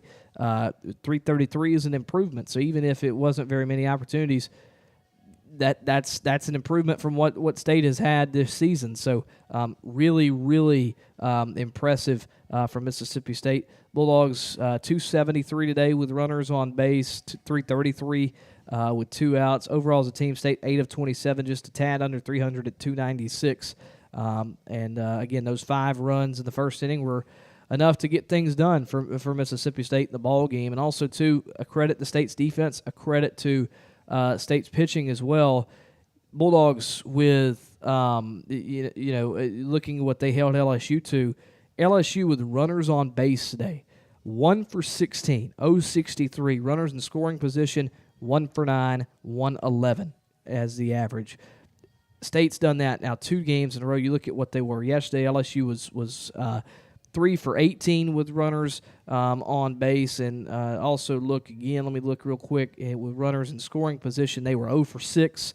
So today, now you combine that. So 0 for 6 with runners in scoring position yesterday, 1 for 9 today. So 1 for 15 so far, then 1 for 16, 3 for 18. So if I can do the math real quick in my head, that's 34 attempts and 4 for 34 with runners on base. So it's just been astounding to see Mississippi State go to work with runners on base and just have not backed down at all. That defense has not made an error in this series, and the pitching in the series for Mississippi State has continued to be exceptional as well. So again, an impressive win for Mississippi State today. Impressive 2 wins in a row. And so hopefully the Bulldogs can grab the sweep tomorrow, going for that sweep with the game starting at 11 a.m. Central Time tomorrow here at News Park in Starkville. You can tune into that ball game tomorrow on hailstate.com and the Hail State app, or you can listen on YouTube on the Bulldog Student Sports Network channel on YouTube. You can listen there. We'd love if you subscribe to us and also click that notification bell to get instant notifications when we go live broadcasting Mississippi State athletic events. And also, you can follow us on our social media accounts on Instagram at Bulldog Student Sports Network and on X at BSSN _MSU. So you can follow us there. And again, you can listen to the games tomorrow, or the game tomorrow at 11 a.m. Central Time. And pregame will start at 10:45 a.m. Central Time on the hailstate.com and the Hail State app, as well as on the Bulldog Student Sports Network channel on YouTube. You can also tonight, you got baseball coming up in about a little over 2 hours at 6:30. So you can watch baseball, obviously, Mississippi State Baseball, SEC Network Plus. You can look at that, or you could watch, I think they're on the SEC Network tonight. I think they're on regular TV tonight, SEC Network. So you can watch it there, or you can listen on your local radio or hailstate.com and the Hail State app. And you can listen to the voice of the Bulldogs, Neil Price, tonight as Mississippi State looks to go for a series win like softball did today over the Fighting Tigers of LSU after a 10-8 walk-off win in extras last night for the Diamond Dogs. But big win today for Mississippi State. And real quick, before we wrap up, always like to do this. Let's look at some scores around the Southeastern Conference of what's going on right now. Games going on right now. You got Ole Miss up 10-6 on Auburn in the bottom half of the 5th inning, so the Rebels looking to take the series there on the Plains. And that is the only game in the SEC going on right now. Some finals from earlier. Arkansas with a 9-2 series clinching win over Missouri. A&M with a 2-1 win over South Carolina, so that forces a rubber match tomorrow in Columbia. Look further down the line here, Texas with a 6-1 series clinching win over Kentucky. Obviously, State with a 5-2 series clinching win over LSU. Oklahoma with a 3-1 series clinching win over Georgia. So they go for the sweep tomorrow, and that's all the ball games final. And then you got one more tonight. It'll be a top 10 matchup in Knoxville, Alabama, taking on the bottom tiers of Tennessee. So there's some scores around the Southeastern Conference, and the most important one for us is Mississippi State winning 5-2 over LSU. So the Bulldogs, again, with the win, moved to 36-14, 8-12 in the Southeastern Conference. With a loss, LSU falls to 32-16 and 9-11 in the Southeastern Conference. Big win for Mississippi State. Again, you can tune in tomorrow for Game 3 on the Bulldog Student Sports Network on YouTube, as well as on hailstate.com and the Hail State app. But a big win for State today, winning 5-2 over the Tigers. Glad to have broadcasted to you today, and excited to do so tomorrow. Thank you for tuning in. For John Wesley Cochran, my color commentator from earlier, I'm Ty Goldman signing off. You can wrap today in maroon and white and wrap the series in maroon and white. Mississippi State 5, LSU 2. Bulldogs win their second SEC series of the season. Looking for the sweep tomorrow. Everybody take care. Have a great rest of your Saturday, and Hail State.